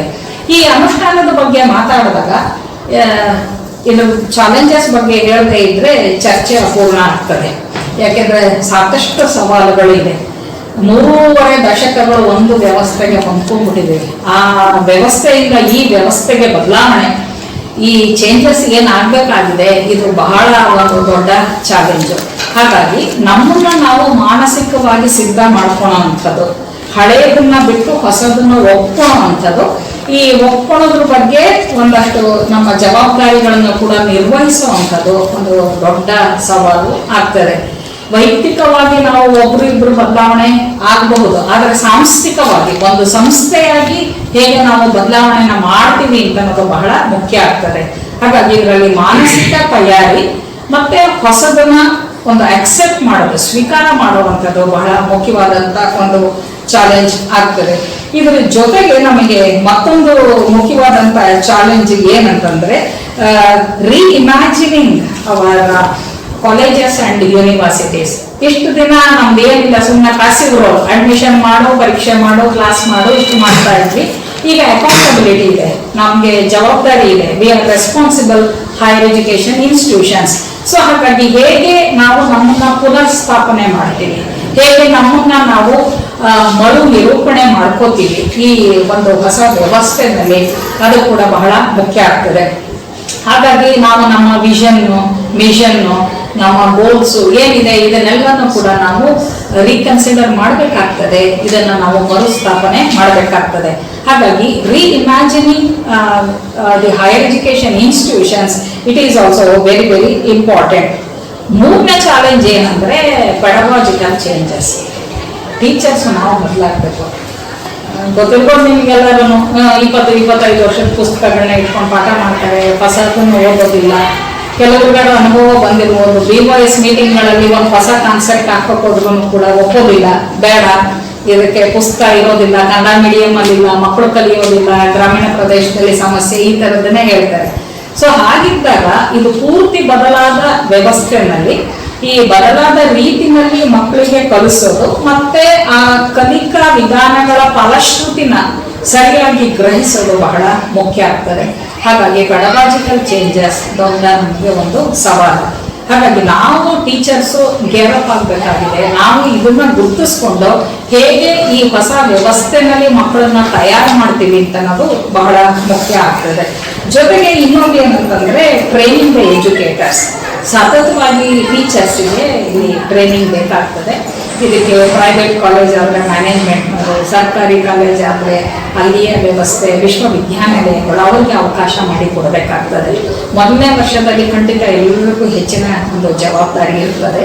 ಸೊ ಇದನ್ನು ಗುರುತಿಸ್ಕೊಂಡು ನಾವು ಅವರಿಗೆ ಯಾವ್ಯಾವ ರೀತಿಯ ಒಂದು ಟ್ರೈನಿಂಗ್ ಬೇಕಾಗ್ತದೆ, ಓರಿಯೆಂಟೇಷನ್ ಬೇಕಾಗ್ತದೆ, ಅದಕ್ಕೆ ನಾವು ಅನುಕೂಲ ಮಾಡಿ ಕೊಡಬೇಕಾಗ್ತದೆ. ಇದು ಒಂದು ಸಾಮರಸ್ಯದಿಂದ ಯೂನಿವರ್ಸಿಟಿ ಕಾಲೇಜಸ್, ಈಗ ನಾವು ಯೂನಿವರ್ಸಿಟಿನಲ್ಲೇ ಮಾಡ್ಬೋದು, ಯಾವುದೋ ಒಂದು 2 ಜಿಲ್ಲೆಯ ಕಾಲೇಜಿನ ಟೀಚರ್ಸ್ನ ಕರೆದು we can conduct orientation program ಆ ಥರದಲ್ಲಿ ಮಾಡ್ಬೋದು. ನೀವು ನಿಮ್ಮ ಮಟ್ಟದಲ್ಲಿ ಗುರುತಿಸಿ ಈ ಥರದ ಒಂದು ಅಗತ್ಯ ಇದೆ ಅಂತಂದ್ರೆ ನಾವೇ ಒಂದಿಬ್ರು ಬಂದ್ರು ಕೂಡ ಇಲ್ಲಿನೂ ಕೂಡ ಅದನ್ನು ಮಾಡೋದಕ್ಕೆ ಸಾಧ್ಯ.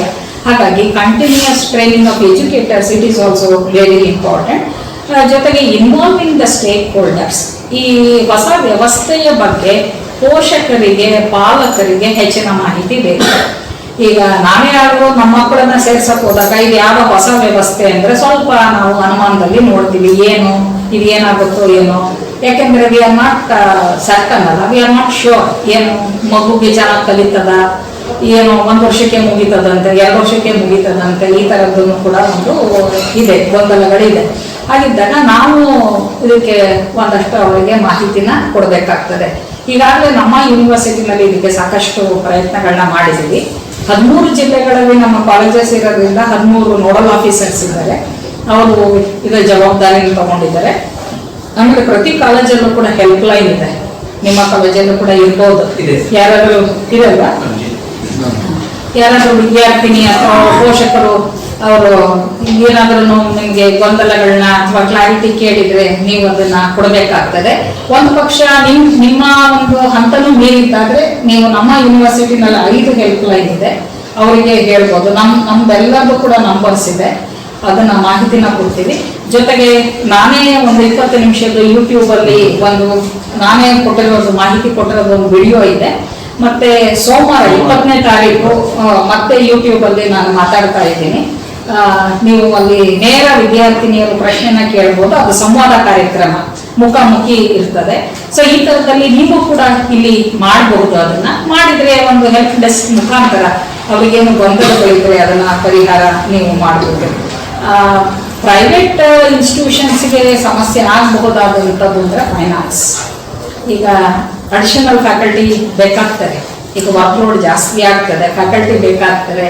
ಆಮೇಲೆ ಡಿಜಿಟಲ್ ಕನೆಕ್ಟಿವಿಟಿ, ಡಿಜಿಟಲ್ ಇನ್ಫ್ರಾಸ್ಟ್ರಕ್ಚರ್ ಬೇಕಾಗ್ತದೆ. ಯಾಕೆಂದ್ರೆ ಈ ತರದ ಶಿಕ್ಷಣ ಕೊಡಲಿಲ್ಲ ಅಂದ್ರೆ ಇಲ್ಲಿ ವಿದ್ಯಾರ್ಥಿನಿಯರು ಬರೋದಿಲ್ಲ.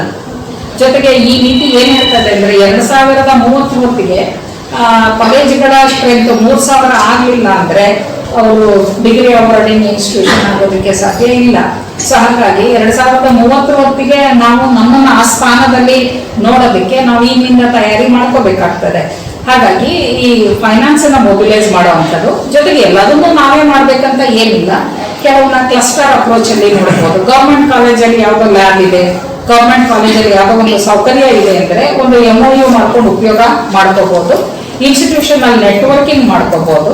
CSR ಅಲ್ಲಿ ಏನಾದರೂ ಅವಶ್ಯಕತೆಗಳ ಥರದ್ದು ಅನುಕೂಲಗಳಿದ್ರೆ ಅದನ್ನು ಕೂಡ ನೀವು ಬಳಕೆ ಮಾಡ್ಕೊಳೋದಕ್ಕೆ ಸಾಧ್ಯ. ಈಗಾಗಲೇ ನಾವು ನಮ್ಮ ಮಂಡ್ಯ PG ಸೆಂಟರ್ ಇಂಥದ್ದೊಂದು ಪ್ರಯತ್ನ ಮಾಡಿದ್ದೀವಿ. ಕೆಮಿಸ್ಟ್ರಿ ಕೋರ್ಸ್ ಇಂಟ್ರೊಡ್ಯೂಸ್ ಮಾಡ್ತಾ ಇದ್ದೀವಿ. ಆದರೆ ನಮ್ಮಲ್ಲಿ ಲ್ಯಾಬ್ ಇಲ್ಲ, ಗವರ್ಮೆಂಟ್ ಕಾಲೇಜಲ್ಲಿ ಲ್ಯಾಬ್ ಇದೆ. ಸೊ ಒಂದು MOU ಮಾಡಿಕೊಂಡು ಲ್ಯಾಬ್ ಅವ್ರಿಗೆ ಏನು ಎಕ್ಸ್ಪೆನ್ಸಸ್ ಬರ್ತದೆ ಅದನ್ನು ಬೇರ್ ಮಾಡ್ತೀವಿ.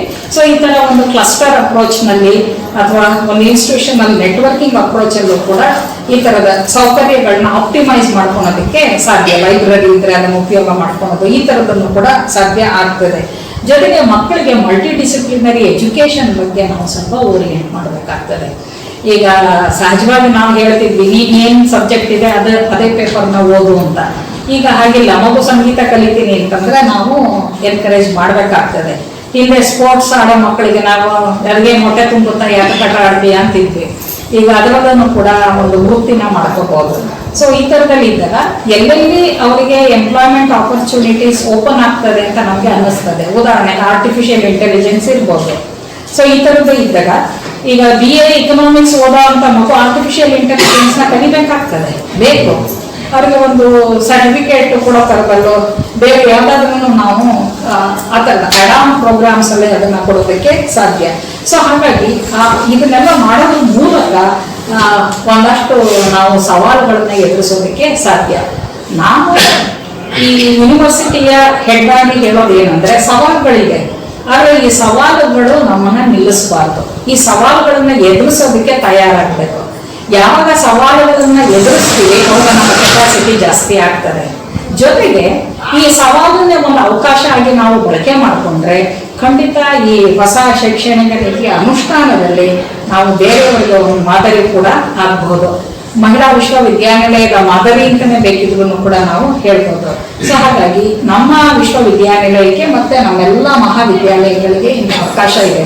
ಹೆಣ್ಮಕ್ಳು ಇದ್ದಾರೆ, ಹೆಣ್ಮಕ್ಳಿಗೆ ಉದ್ಯೋಗಾರ್ಹತೆ ಮೊದಲ ಪ್ರಶ್ನೆ, ಮತ್ತೆ ಎಂಟರ್ಪ್ರೆನ್ಯೂರಲ್ ಇನಿಷಿಯೇಟಿವ್ ಅದು ಎರಡನೇ ಪ್ರಶ್ನೆ, ಜೊತೆಗೆ ಎಂಪವರ್ಮೆಂಟ್. ಈಗ ಎಂಪವರ್ಮೆಂಟ್ ಅಂದ್ರೆ ಅದೇನು ಅಧಿಕಾರ ಅಂತಲ್ಲ, ಸ್ವೇಚ್ಛಾಚಾರ ಅಂತಲ್ಲ. ವೈಯಕ್ತಿಕವಾಗಿ ನನ್ನ ದೃಷ್ಟಿಲಿ ಎಂಪವರ್ಮೆಂಟ್ ಅಂದ್ರೆ ಒಂದು ಜವಾಬ್ದಾರಿ. ಈಗ ನಾವು ಯಾರು ಎಂಪವರ್ ಆಗಿರೋ ಮಹಿಳೆಯರು ನಮ್ಮ ಜವಾಬ್ದಾರಿನ ಸಾಮಾಜಿಕ ಒಪ್ಪಿತ ಆಗೋ ರೀತಿಯಲ್ಲಿ ನಾವು ನಿರ್ವಹಿಸಬೇಕಾಗ್ತದೆ. ಖಂಡಿತ ಇದು ಮತ್ತಾರ ಮೇಲೂ ಅಧಿಕಾರ ಅಥವಾ ಸ್ವೇಚ್ಛಾಚಾರ ಅಲ್ಲ. ಹಾಗಾಗಿ ಈ ಹೆಣ್ಮಕ್ಳನ್ನ ನಾವು ಈ ಸಮಾಜಕ್ಕೆ ತಯಾರು ಮಾಡಬೇಕಾಗಿದೆ. ಸೊ ಹಾಗಿದ್ದಾಗ ಇದನ್ನೆಲ್ಲ ಇಟ್ಕೊಂಡು ಈ multi disciplinary approach, multiple pathways to learning, English ನಲ್ಲಿ ಒಂದು ಉಕ್ತಿ ಇದೆ, ಸೊ ಲರ್ನಿಂಗ್ ಟು ಲರ್ನ್ ಅಂತ. ಸೊ ಕಲಿಯೋ ಪ್ರಕ್ರಿಯೆಯನ್ನ ಹೇಗೆ ಕಲಿಯೋದು ಅಂತ. ಸೊ ಹಾಗಾಗಿ ಇದನ್ನು ಕೂಡ ನಾವು ಪ್ರಾರಂಭ ಮಾಡಬೇಕಾಗಿದೆ. ಹಾಗಾಗಿ ನಮಗೆ ಮಹಿಳಾ ವಿಶ್ವವಿದ್ಯಾನಿಲಯಕ್ಕೆ ಈ ತರದ ಸವಾಲುಗಳಿದೆ. ಸವಾಲುಗಳನ್ನ ಅವಕಾಶ ಆಗಿ ಕೂಡ ನಾವು ಉಪಯೋಗ ಮಾಡ್ಕೊಳ್ಳೋದಕ್ಕೆ ಸಾಕಷ್ಟು ಸಾಧ್ಯತೆಗಳು ಇದೆ.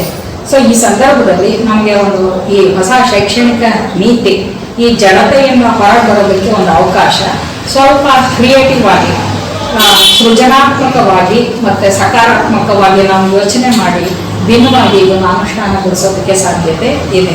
ಸೊ ಈ ಸಂದರ್ಭದಲ್ಲಿ ನಾವು ಇದನ್ನು ಉಪಯೋಗ ಮಾಡಿಕೊಂಡು ಮುಂದುವರಿಯೋಣ ಅಂತ ಹೇಳ್ತಾ ಇಲ್ಲಿಗೆ ನಾನು ಮಾತನ್ನ ಮುಗಿಸ್ತೀನಿ. ಸೊ ಇಷ್ಟು ಮಾತಾಡೋದಕ್ಕೆ ಅವಕಾಶ ಮಾಡಿಕೊಟ್ಟಿದ್ದಕ್ಕೆ ಮತ್ತೆ ಬಹಳ ತಾಳ್ಮೆಯಿಂದ. ಮೇಡಮ್, ನಿನ್ನೆ ನನಗೆ ಒಂದು ಪ್ರಶ್ನೆ ನೀವು ಬಂದಿದ್ದೀರಿ, ನನಗೆ ಒಂದು ಪ್ರಶ್ನೆ ಕ್ಲಿಯರ್ ಆಗಲಿಲ್ಲ ಅಲ್ಲಿ ಕೂಡ. ನಮ್ಮಲ್ಲಿ 8 ಆಪ್ಷನ್ಸ್ ಇದಾವೆ. ಸ್ಟೂಡೆಂಟ್ಸ್ಗೆ ನಾವು ಫ್ರೀಡಮ್ ಕೊಡ್ಬೇಕು, any 2 subjects they can select ಅಂತ ಕೊಡ್ಬೇಕು. ಈಗ ನಂದು ಎಕನಾಮಿಕ್ಸ್, ನಾನು 7 ಸಬ್ಜೆಕ್ಟ್ ಜೊತೆಗೆ ನಂದು ಕಾಂಬಿನೇಷನ್ ಮಾಡ್ಕೊಳ್ಳೋದಕ್ಕೆ ಅವ್ರಿಗೆ ಅವಕಾಶ ಕೊಡ್ಬೇಕು. ಅದು ಇಲ್ಲಿ ಕಾಲೇಜ್ನಲ್ಲಿ ಈಗ ನೀವು ಇಷ್ಟೇ ಇಂಟ್ರೊಡ್ಯೂಸ್, ಈಗ ನಮ್ದು ಇಂಟೆಕ್ 250 ಇದೆ. 250 ಇದ್ದಾಗ ನಾವು ಎಷ್ಟು 15 ಇದನ್ನ ಮಾಡಿದ್ರೆ ನಾವು 15 ಕಾಂಬಿನೇಷನ್ಸ್ ಕೊಡ್ಬೋದು.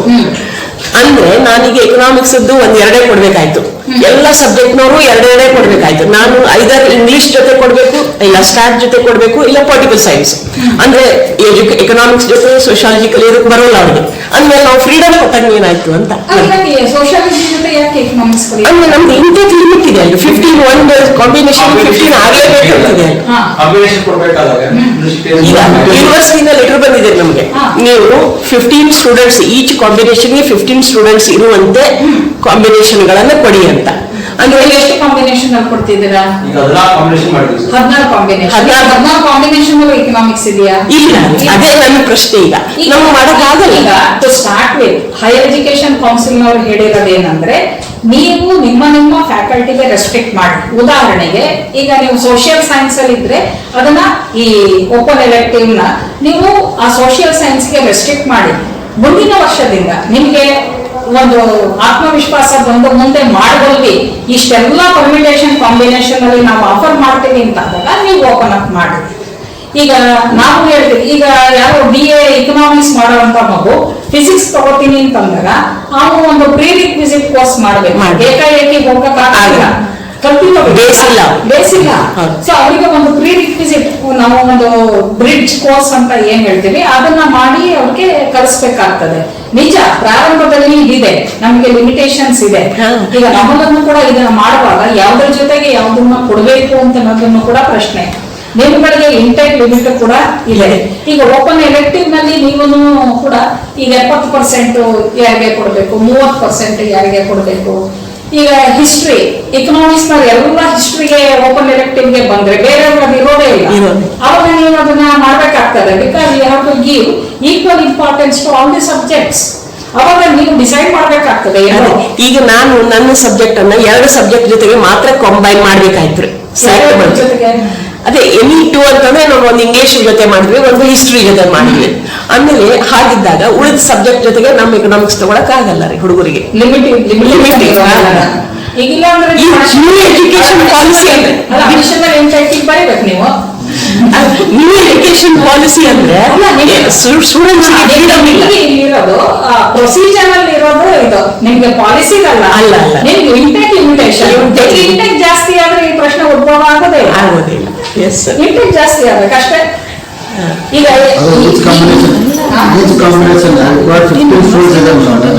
ಅದಕ್ಕಿಂತ ಕಡಿಮೆ ಆದ್ರೆ ಒಳ್ಳೆಯದಲ್ಲ ಕೋರ್ಸ್ ಮಾಡ್ಬೇಕಾಗ್ತದೆ.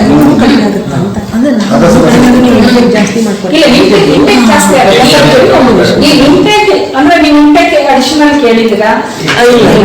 ಈ ಸಾರಿ 20% ಏನೋ ಇದು ಆಗಿದೆ ಬಿಡಿ. ಇಲ್ಲ, ಈ ಸಲ ನಿಮಗೆ ಸ್ವಲ್ಪ ಹೆಚ್ಚಿಗೆನೂ ಕೊಡಬಹುದು. ಮೊನ್ನೆ ಕೌನ್ಸಿಲ್ ಅಲ್ಲಿ ಮೀಟಿಂಗ್ ಆದಾಗ ಈಗ PUC ನಲ್ಲಿ ಎಲ್ಲ ಮಕ್ಕಳು ಪಾಸ್ ಆಗಿದ್ದಾರಲ್ಲ, ಹಾಗಾಗಿ ಎಲ್ಲ ಕಡೆ ಡಿಮಾಂಡ್ ಇದೆ. ಕೇಳಿದ್ರೆ ಅಡಿಷನಲ್ ಇಂಟೆಕ್ ಸಿಗ್ಬೋದು, 20% ಸಿಗ್ಬೋದು. ಹಾಗಲ್ಲ ಮೇಡಮ್, ನಮ್ಗೀಗ ಇಂಟೇಕ್ 250 ಇದೆ, ನಮ್ಗೆ ಅಷ್ಟು ಅಡ್ಮಿಷನ್ ಬರಲ್ಲ, ಇನ್ನೂ ಕಡಿಮೆನೇ ಇದೆ. ಬಟ್ ಏನಂದ್ರೆ ಈ ಆಗ್ತಾ ಇಲ್ಲ, ಅದು ಪ್ರಾಬ್ಲಮ್ ನಮ್ಗೀಗ. ಈಗ ಬೇಡ, ಈಗ ಫಸ್ಟ್ ನೀವು ನಿಮ್ಮ ಸ್ಟ್ರೀಮಲ್ಲೇ ಮಾಡಿ. ಏಕೆಂದ್ರೆ ಒಂದೇ ಸಲ ಎಲ್ಲ ಓಪನ್ ಅಪ್ ಮಾಡಬೇಡಿ, ಹೊಸದಾಗಿರೋದ್ರಿಂದ ನಿಮಗೆ ಅಷ್ಟು ಇಶ್ಯೂಸ್ ಎಮರ್ಜ್ ಆದ್ರೆ. ಈ ನಮ್ಮಲ್ಲಿ madam only arts and commerce faculty ಅಷ್ಟೇ ಇದೆ ಮೇಡಮ್. ಸೈನ್ಸ್ ಬ್ರಾಂಚ್ ಇದೆ ನಮ್ಮಲ್ಲಿ. ಈಗ ಅದಕ್ಕೆ 2 ಬ್ರಾಂಚ್ ಶೂಟ್ ಆಗಿದೆ, ನಾವು ಮಾಡ್ಕೊಡಿ, ಅದನ್ನ ಮಾಡ್ಕೊಡಿ. ಒಂದು ಪಕ್ಷ ನೀವು ಯಾವ್ದಾರ ಸೈನ್ಸ್ ಆಫರ್ ಮಾಡ್ತೀರಾ ಅಂದ್ರೆ ಅಪ್ರೂವ್ ಓಪನ್ ಎಲೆಕ್ಟಿವ್ ಕೋರ್ಸಸ್ ಇರ್ತಾರೆ ಸೈನ್ಸ್ ನೋಡ, ಅದನ್ನ ಯಾವ್ದಾದ್ರು ನೀವು ಮಾಡೋದಕ್ಕೆ ಅಪ್ರೂವಲ್ ತಗೊಂಡು ಬರೆದ್ರು ಸಾಕು. ಅದನ್ನ ಪಾಠ ಮಾಡೋದಕ್ಕೆ ಒಬ್ರು ಗೆಸ್ಟ್ ಫ್ಯಾಕಲ್ಟಿನ 4 ಗಂಟೆ ಹೈರ್ ಮಾಡ್ಕೋಬೇಕಾಗ್ತದೆ. ಹಾಗೆ ಮಾಡ್ಬೋದು, ದಟ್ ಈಸ್ ಪಾಸಿಬಲ್. ಇನ್ನು ಈಗ ನಾವು ಸ್ಟೂಡೆಂಟ್, ಈಗ ನಾವು ಸೈನ್ಸ್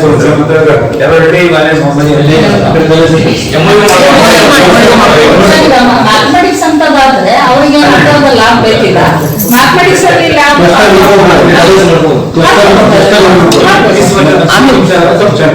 ಮಾಡ್ಬೋದು. ಇನ್ನೊಂದು ಡೌಟ್ ಮೇಡಮ್, ಈಗ 4 ವರ್ಷದ BA 4 ವರ್ಷ ಆನರ್ಸ್, 4th ಇಯರ್ ಆನರ್ಸ್ ಆಯ್ತು, ಡೈರೆಕ್ಟ್ ವಿತ್ ರಿಸರ್ಚ್ ಮಾಡಿದ್ರೆ ಅವ್ರು ಡೈರೆಕ್ಟ್ MA ಇದು PhD ಹೋಗ್ಬಹುದು ಅಂತ. ಅಂದ್ರೆ MA ನೆಸೆಸಿಟಿ ಇಲ್ಲ ಅವರಿಗೆ. ಅವ್ರಿಗಿಲ್ಲ, ಅದ್ರ ಬಗ್ಗೆ ಇನ್ನೂ ಚರ್ಚೆಗಳಿದೆ, ಅದು ಇನ್ನೂ ಅಂತಿಮ ಆಗಿಲ್ಲ. ನಾವು ಕೂಡ ಅದ್ರ ಬಗ್ಗೆ ಅನುಮಾನಗಳನ್ನ ಎತ್ತಿದೀವಿ. ಯಾಕೆಂತಂದ್ರೆ ಆತ 4ನೇ ವರ್ಷದಲ್ಲಿ ಅವನು ಪ್ರಾಜೆಕ್ಟ್ ವರ್ಕ್ ಮಾಡ್ಬೇಕು, ಮೆಥಡಾಲಜಿ ಓದಿರ್ಬೇಕು, ಮತ್ತೆ ಕ್ರೆಡಿಟ್ಸ್ ಅಷ್ಟು ಅರ್ನ್ ಮಾಡಿರ್ಬೇಕು. ಈಗ ಆತ ನೇರವಾಗಿ ಬರ್ತಾನೆ PhDಗೆ. ಹಾಗಿದ್ದಾಗ ಎಂಪ್ಲಾಯಬಿಲಿಟಿ ಹೇಗಾಗ್ತದೆ? ಈಗ ಗೌರ್ಮೆಂಟ್ ಗೊತ್ತಿಲ್ಲ, ನಮಗೆಲ್ಲ ಗೊತ್ತಿಲ್ಲ. ಆದ್ರೆ UGC ಹೇಳ್ತಿರೋದು ಏನಂದ್ರೆ ನಾವು C&R ರೂಲ್ಸ್ ನ ಚೇಂಜ್ ಮಾಡ್ತೀವಿ. ಇದು ಬರೋದ್ರಿಂದ 4ನೇ ವರ್ಷ ಈ ಪ್ರಶ್ನೆ ಬರ್ತದೆ, ಇಲ್ಲಿಂದ 4ನೇ ವರ್ಷಕ್ಕೆ ಈ ಪ್ರಶ್ನೆ ಬರ್ತದೆ. ಸೊ UGC ನವ್ರು ಹೇಳ್ತಿರೋದು ನಾವು C&R ರೂಲ್ಸ್ ನ ಚೇಂಜ್ ಮಾಡ್ತೀವಿ, ಮಾಡಿ ಅವರು ಕೂಡ ಎಲಿಜಿಬಲ್ ಅಂತ ನಾವು ಹೇಳ್ತೀವಿ. ಈ ಪ್ರಶ್ನೆಗಳನ್ನ ನಾವು ಎಲ್ಲಾ ಮೀಟಿಂಗ್ ಅಲ್ಲಿ ಎತ್ತಿದ್ದೀವಿ. ಸೊ ಇದು ಅವರ ಒಂದು ಆಶ್ವಾಸನೆ. ಇಲ್ಲ ಸರ್, ಇಲ್ಲ 4th ಇಯರ್ ನಲ್ಲಿ ಅವನು ಏನು PG ನಲ್ಲಿ ಓದ್ತಾನೋ ಅದನ್ನ ಅವ್ರಿಗೆ ರಿಗರಸ್ ಆಗಿ ಅಲ್ಲಿ ಕಲಿತಾರೆ. ಅಷ್ಟು ಕ್ರೆಡಿಟ್ಸ್ ನ ಆತ ಅರ್ನ್ ಮಾಡ್ಬೇಕು. ಇದು ಯಾಕೆ ಮಾಡಿದ್ರು ಅಂದ್ರೆ, ಈಗ ನಮ್ಮ ಮಕ್ಕಳು 3 ವರ್ಷ ಡಿಗ್ರಿ ಮಾಡಿದವರು ಫಾರಿನ್ಗೆ ಹೋದ್ರೆ ಅವರಿಗೆ ಅವಕಾಶ ಇಲ್ಲ, 4 ವರ್ಷದ್ದು ಇನ್ಸಿಸ್ಟ್ ಮಾಡ್ತಾರೆ. ಸೊ ಇಲ್ಲಿ 4 ವರ್ಷ ಆನರ್ಸ್ ಮಾಡ್ಕೊಂಡ್ರೆ ಅವನು ಆನರ್ಸ್ ಅಲ್ಲೂ ಕೂಡ ಅಲ್ಲಿ 2 ತರದ್ದು ಬರ್ತದೆ ಸರ್. ಒಂದು PhD ಗೆ ಹೋಗ್ತೀನಿ ಅಂದ್ರೆ ಅವನು ಪ್ರಾಜೆಕ್ಟ್ ವರ್ಕ್, ರಿಸರ್ಚ್ ಮೆಥಡಾಲಜಿ ಅಲ್ಲಿ ಕ್ರೆಡಿಟ್ಸ್ ಅರ್ನ್ ಮಾಡಬೇಕು. ಇಲ್ಲ ಅಂದ್ರೆ ಇದ್ರ ಬದಲಾಗಿ ಅವನಿಗೆ 2 ಪೇಪರ್ನ ಓದಿದ್ರೆ ಅವನು ಇನ್ನೊಂದು ವರ್ಷ PG ಮಾಡಿದ್ರೆ ಅವನಿಗೆ ಮಾಸ್ಟರ್ ಡಿಗ್ರಿ ಸಿಗ್ತದೆ. ಅದು ಕೂಡ ಸಾಧ್ಯ ಇದೆ. 4 ಇಯರ್ಸ್ ಆನರ್ ಡಿಗ್ರಿ ಮುಗಿಸಿದಪ್ಪ ಅಂದ್ರೆ PG ಫಾರ್ 3 ಇಯರ್ ಡಿಗ್ರಿ ಮಾಡಿ ಹೋಗ್ಬೋದು PGಗೆ. ಈಗ ನೀವು 3 ಇಯರ್ಸ್ ಇಲ್ಲಿ ಮಾಡಿ ಅಲ್ಲಿ 1 ವರ್ಷ ಹೋಗಿ ಬಿಟ್ಟ ಅಂದ್ರೆ ಅವನಿಗೆ PG ಡಿಪ್ಲೊಮಾ ಸರ್ಟಿಫಿಕೇಟ್ ಸಿಗ್ತದೆ. ಇಲ್ಲಿ ಕಂಟಿನ್ಯೂಸ್ 4 ವರ್ಷ ಮಾಡಿದ್ರೆ ಆನರ್ಸ್ ಸಿಗ್ತದೆ. ಒಂದ್ ಲಾಸ್ಟ್ ಕ್ವಶನ್ ಮೇಡಮ್, ಎಕನಾಮಿಕ್ಸ್ ಅನ್ನ ಕಾಮರ್ಸ್ ಸ್ಟ್ರೀಮ್ ನಿಂದ ಯಾಕೆ ಕೈ ಬಿಟ್ರು? ಅದು ನೀವು ಈ ಸಭೆಯಲ್ಲಿ ಕೇಳಬೇಕು ಪ್ರಶ್ನೆ, ಅದಕ್ಕೆ ನಾನು ಹೇಳ್ತಿದ್ದೀನಿ. ಈಗ ಇದು ಬಹಳ ಹಳೆಯ ಗುದ್ದಾಟ, 2 ಸಬ್ಜೆಕ್ಟ್ಗಳ ಮಧ್ಯೆ ನಡೀತಾ ಇದೆ. ನಿನ್ನೆನೂ ಕೂಡ ಸುಮಾರು ಜನ ಟೀಚರ್ಸ್ ಬಂದು ನನ್ನ ಭೇಟಿ ಮಾಡಿದ್ರು. ಇಕನಾಮಿಕ್ಸ್ ಇಂದಾನೇ ಅರಿಜಿನೇಟ್ ಆಗಿರುತ್ತೆ. ನಾನು ಹೇಳಿದೆ ಇಕನಾಮಿಕ್ಸ್ ಅಜ್ಜಿ ನಿನಗೆ, ಕಾಮರ್ಸ್ ಮಗಳು, MBA ಮೊಮ್ಮಗು. ಸೊ ಇಷ್ಟು ಇಕನಾಮಿಕ್ಸ್ ಹಳೆ ಸಬ್ಜೆಕ್ಟ್. ಆದ್ರೆ ಏನಾಗಿದೆ, over A period of time ಇವರು ಇಕನಾಮಿಕ್ಸ್ ನವರಿಗೆ ಇಲ್ಲಿ ವರ್ಕ್ ಲೋಡ್ ಕೊಡ್ಬೇಕು, ನಮ್ಗೆ ಕಾಮರ್ಸ್ ನವರಿಗೆ ಕೊಡ್ಬೋದಲ್ಲ ಅಂತ ಹೇಳಿ ಇವೆಂಚುಯಲಿ ಅವರು ನಾಮೆನ್ಕ್ಲೇಚರ್ ನ ಚೇಂಜ್ ಮಾಡಿಕೊಂಡು ಪೇಪರ್ಗಳನ್ನ ಅವ್ರದೇ ಅಂತ ಪ್ರೂವ್ ಮಾಡ್ತಾ ಬಂದ್ರು. ಈಗ ಸಿಕ್ಕ ಅವಕಾಶದಲ್ಲಿ ಅವರು ಪೂರ್ತಿಯಾಗಿ ಅದನ್ನ ಕೈಬಿಟ್ಟಿದ್ದಾರೆ.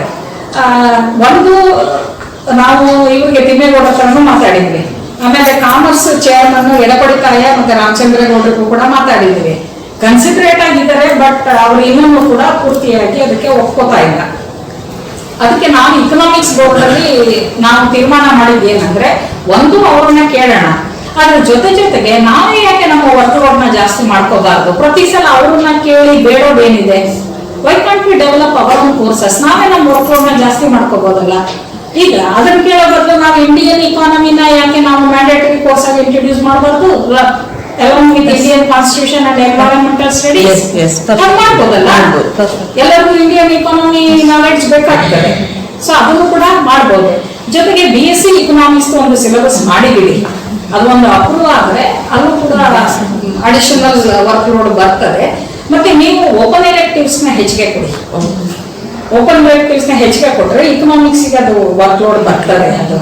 ಸೊ ಆ ಥರದಲ್ಲಿ ನೀವು ಈಗ ಇವ್ರು ಹೇಳ್ದಂಗೆ ವರ್ಕ್ ಲೋಡು ಕಡಿಮೆ ಆಗದೆ ಇರುತ್ತಲ್ಲ, ಎಲ್ಲ ಕಡೆ 15 ಎನ್ಶ್ಯೂರ್ ಮಾಡಿಕೊಂಡು ಅಡಿಷನಲ್ ಪೇಪರ್ಸ್ ನ ನೀವು ಓಪನ್ ಎಲೆಕ್ಟಿವ್ ನಲ್ಲಿ ತಗೊಂಡ್ ಬಂದ್ರೆ ಖಂಡಿತ ವರ್ಕ್ ಲೋಡ್ ಕಡಿಮೆ ಆಗೋದಿಲ್ಲ. ಕಾಮರ್ಸ್ನವ್ರ ಜೊತೆ ಅದನ್ನ ಮಾತಾಡ್ತಿದ್ದೀವಿ, ಬಟ್ ಅದು ಈ ಸಭೆಯಲ್ಲಿ ಆ ವಿಷಯ ಬೇಡ. ಈಗ ನೀವು ಸಬ್ಜೆಕ್ಟ್ ನಾವು ಕಳೆದ ನೀವು ಗ್ರೂಪ್ ಮಾಡಿದ್ರಲ್ಲ, ಸಬ್ಜೆಕ್ಟ್ ಆಯ್ಕೆ ಆ ಗ್ರೂಪ್ ನಲ್ಲಿ ಆ ಸಬ್ಜೆಕ್ಟ್ ನಮ್ಮ ಕಾಯ್ದೆಯಲ್ಲಿ ನಾವು ಕಡ್ಡಾಯವಾಗಿ ವಿದ್ಯಾರ್ಥಿ ಕ್ಲಾಸಿಫಿಕೇಶನ್ ಆಧಾರದಲ್ಲಿ ಅವ್ರು ಸಬ್ಜೆಕ್ಟ್ ಕೇಳಿದ್ರೆ ನಮ್ಮ ಕಾಂಬಿನೇಷನ್ ಸಬ್ಜೆಕ್ಟ್ ಇಲ್ಲದೆ ಇದ್ರೆ ಅವ್ರು ಪ್ರೊವೈಡ್ ಮಾಡೋಣ. ಇಲ್ಲ, ನಿಮ್ಮ ನಿಮಗೆ ಅಷ್ಟೇ ಕೊಡ್ತೀರಾ? ಈಗ ನಾ ಪ್ರಾರಂಭ ನಾನೀಗ ಮನೆ ಹೋಗ್ತೇನೆ ನಾವು ಅವನಿಗೆ ಸರಿ, ಅವನ ಆಯ್ಕೆ ಮಾಡೋ ಎಲ್ಲಾ ಸಬ್ಜೆಕ್ಟ್ಗಳನ್ನ ಕಾಲೇಜ್ನ ಕೊಡ್ಬೇಕಂತ ಏನಿಲ್ಲ. ಈಗ ಅವನು ನಿಮ್ಮ ಕಾಲೇಜಿನ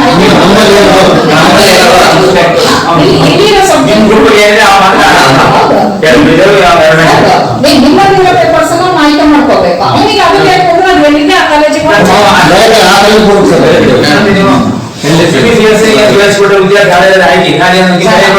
ಅಲ್ಲಿ ಆ ಪ್ರಶ್ನೆ ಬಂದಾಗ ಅಂದ್ರೆ ಒಂದು ಸಂಸ್ಥೆ ಎಲ್ಲಾ ವಿಷಯಗಳನ್ನು ಕೊಡೋದು ಅಷ್ಟೇ.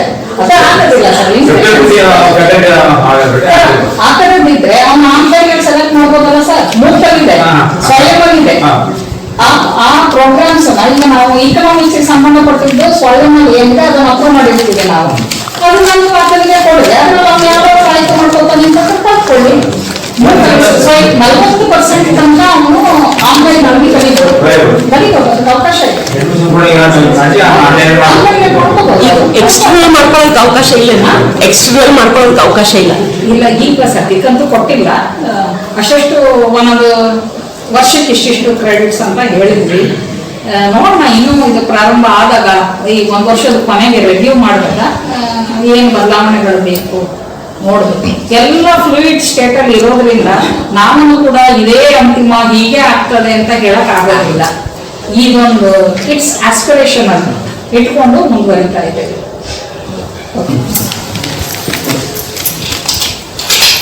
ಇದು ನಮ್ಮನ್ನು ಕುರಿತಾಗಿ ನೂತನ ರಾಷ್ಟ್ರೀಯ ಶಿಕ್ಷಣ ನೀತಿ 2020 ಕುರಿತಾಗಿ ಸಾಕಷ್ಟು ಮಾಹಿತಿಯನ್ನು ನಾವು ಈಗಾಗಲೇ ಬಹಳ ಕಾರ್ಯಕ್ರಮಗಳನ್ನು ಅಟೆಂಡ್ ಆಗಿದ್ದೀವಿ, ವಿವಿಧ ಕಾರ್ಯಕ್ರಮಗಳನ್ನು ಅಟೆಂಡ್ ಆಗಿದ್ದೀವಿ ಕಳೆದ 7-8 ವರ್ಷಗಳಿಂದ. ಕುಲಪತಿಗಳು ಅಧ್ಯಕ್ಷೀಯ ಭಾಷಣ ಸುಮ್ಮನೆ ರಾಷ್ಟ್ರೀಯ ಅಷ್ಟೇ ಮಾತಾಡ್ತಾರೆ, ಬಟ್ ನಮ್ಮ ಮೇಡಮ್ ಅವರು ಇಡೀ ಆಗಿರ್ತಕ್ಕಂಥ ವಿಷಯವನ್ನ ನಮಗೆ ತಲುಪಿಸ್ತಾ ಇದ್ದಾರೆ. ಪ್ರತಿಯೊಂದು ಸಭೆಯೊಳಗೆ 3 ಸಭೆಗಳನ್ನ ಅಟೆಂಡ್ ಆಗಿದ್ದೀನಿ. ಎಲ್ಲಾ ಪ್ರಶ್ನೆಗಳಿಗೂ ಕೂಡ ಮೇಡಮ್ ಅವರು ಉತ್ತರ ಕೊಡ್ತಾರೆ. ಗೂಗಲ್ ಮೀಟಲ್ಲಿ ಕೂಡ ಅಷ್ಟೇನೆ, ಯಾರು ಏನು ಒಬ್ಬರು ಬೇರೆಯವರಿಗೆಲ್ಲ ಅಸೆಸ್ ಮಾಡ್ತಾರೆ, ಬಟ್ ಮೇಡಮ್ ಅವರು ಆಗಿಲ್ಲ. ಎಲ್ಲ ವಿಷಯಗಳನ್ನು ತಾವೇ ಏನ್ ಮಾಡ್ತಪ್ಪ ಅಂತಂದ್ರೆ ಮಾಹಿತಿಯನ್ನು ನಮ್ಗೆ ತಲುಪಿಸ್ತಾರೆ ಅನ್ನೋ ಅತ್ಯಂತ ನಮ್ಗೆ ಸಂತೋಷದಾಯಕವಾಗಿರ್ತಕ್ಕಂಥ ವಿಷಯ. ಮೇಡಮ್ ಅವರಿಗೆ ನಮ್ಮೆಲ್ಲ ಸಂಸ್ಥೆ ಪರ ನಾನು ಉದ್ದೇಶ ಮಾತಾಡಿದ್ದಾರೆ ಒಂದು ಅರ್ಪಿಸುತ್ತಾ ಈಗ ನಮ್ಮ ಕಾಲೇಜ್ ಚಿನ್ನಕ್ಕೆ ಅವರು ಯಾರು ಮಾತಾಡಿದ್ರೆ ಅಧ್ಯಕ್ಷ ಒಂದು ಯಾರು ओम श्री ओम स्वामी परम डॉक्टर विक्रम विजय ಡಾಕ್ಟರ್ ಮಾರ್ಕಾಮನಿಂದ ಸಂಸ್ಥೆ ಕ್ರಾಂತಿಕ್ಷರಾದ ಬ್ರಹ್ಮಾಂಡ ಸ್ವಾಮಿಗಳು ಅವರಿಗೆ ಅನುಷ್ಠಾನವನ್ನು ಪ್ರಾರಂಭಿಸಿ ಇಂದು ಆಕಸ್ಮಿಕವಾಗಿ ನಮ್ಮ ನಗರಕ್ಕೆ, ನಮ್ಮ ಮಹಾವಿದ್ಯಾಲಯಕ್ಕೆ ಮುಂಚಿದಂತಹ ಅಕ್ಕಮಹಾದೇವಿ ಯೂನಿವರ್ಸಿಟಿಯ ವೈಸ್ ಚಾನ್ಸಲರ್ನ ನಾವು ಇಲ್ಲಿ ಬರ್ತಾರಂತ ಸುದ್ದಿ ಕೇಳಿ ಭಾಳ ಸಂತೋಷ ಆಯಿತು. ಅವರನ್ನು ಇನ್ವೈಟ್ ಮಾಡೋಣ ಅಂತ ಹೇಳಿ ನಮ್ಮ ಪ್ರಾಚಾರ್ಯ ಜೊತೆ ಚರ್ಚೆ ಮಾಡಿ ಅವರಿಗೆ ಆಹ್ವಾನವನ್ನು ನೀಡಿದ್ದೀವಿ. ಆ ಪ್ರಕಾರವಾಗಿ ಅವರು ಇಂದಿಗೆ ಬಂದು ನಮ್ಮೆಲ್ಲರೊಂದಿಗೆ ಗೌರವಿತವಾದಂತಹ ಸರ್ಕಾರವನ್ನು ಸ್ವೀಕರಿಸಿದ್ದಾರೆ. ಅವರಿಗೆ ನಮ್ಮ ಸಂಸ್ಥೆ ಸಲುವಾಗಿ ಅನ್ನುವಂಥ ಇದ್ದೇನೆ. ಅದೇ ರೀತಿ ಇಲ್ಲಿಯವರೆಗೂ ಹೊಸ ಶಿಕ್ಷಣ ನೀತಿಯಕ್ಕೆ ಸುದೀರ್ಘವಾದ ಮಾಹಿತಿಯನ್ನು ನಮ್ಮ ಬೋಧಕರಿಗೆ ಮತ್ತು ಎಲ್ಲರಿಗೂ ನನ್ನ ವಿವರವಾಗಿ ಮತ್ತು ಧನ್ಯವಾದಗಳನ್ನು ಸಮರ್ಪಿಸುತ್ತೇನೆ. ಧನ್ಯವಾದಗಳು. ಕೊನೆಯದಾಗಿ ಒಂದು 4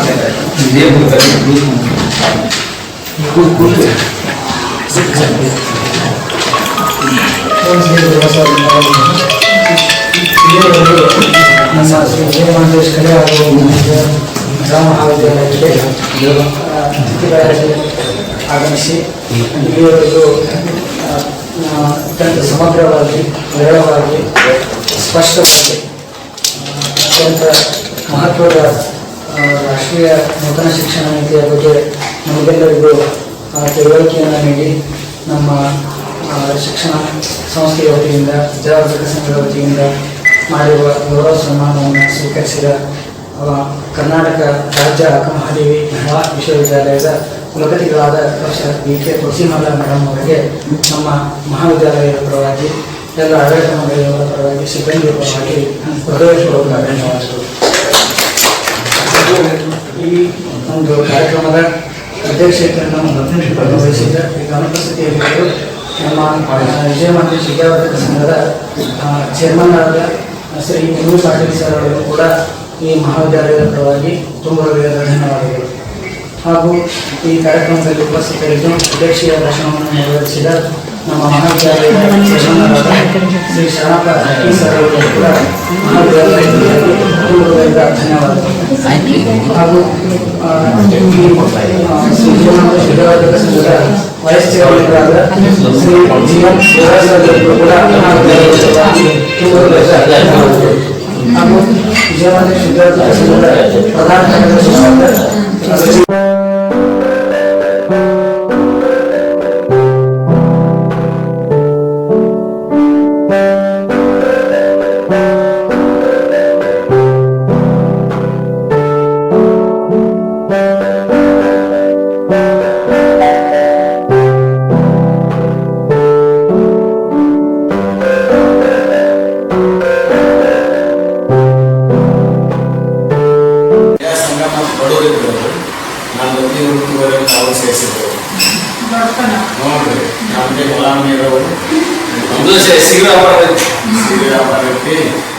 ಮತ್ತೆಲ್ಲ ತೊಂದರೆ ನಿಮ್ಗೆ ಅದಕ್ಕೆ ಅವ್ರು ಏನೂ ಇಲ್ಲ ಒಂದು 15 ಜನ ಮಾಡಬೇಕು ಅವರ ಕರ್ಕೊಂಡೋಗಿ ಅವ್ರ ಅಪಾಯಿಂಟ್ಮೆಂಟ್ ಮಾಡಿಸಿ ನಾವು ಕಡೆಯಾಗ್ತದೆ ಈಗ ಅದಕ್ಕೆ ಚೇಂಜ್ ಮಾಡ್ತಾರೆ.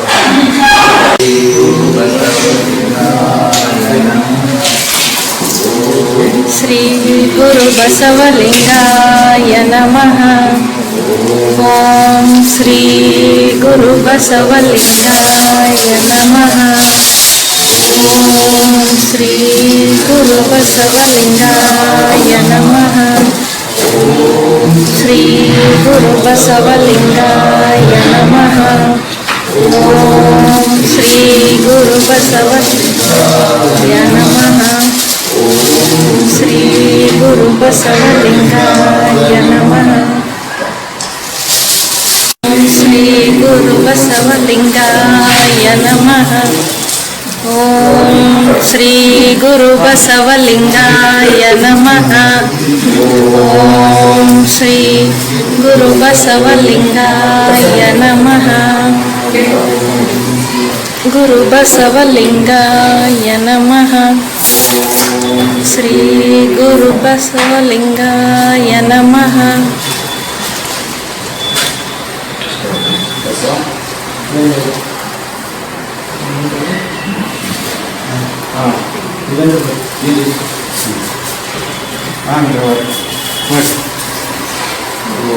ಶ್ರೀ ಗುರು ಬಸವಲಿಂಗಾಯ ನಮಃ.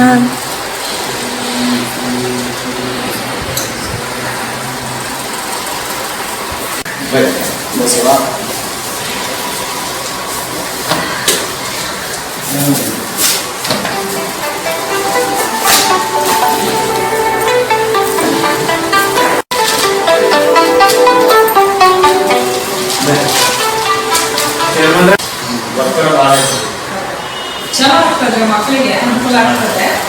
ಅದೇ ಕರೆಕ್ಟಾಗಿ ನಾನು ಅದನ್ನ ಅರ್ಥ ಅಷ್ಟು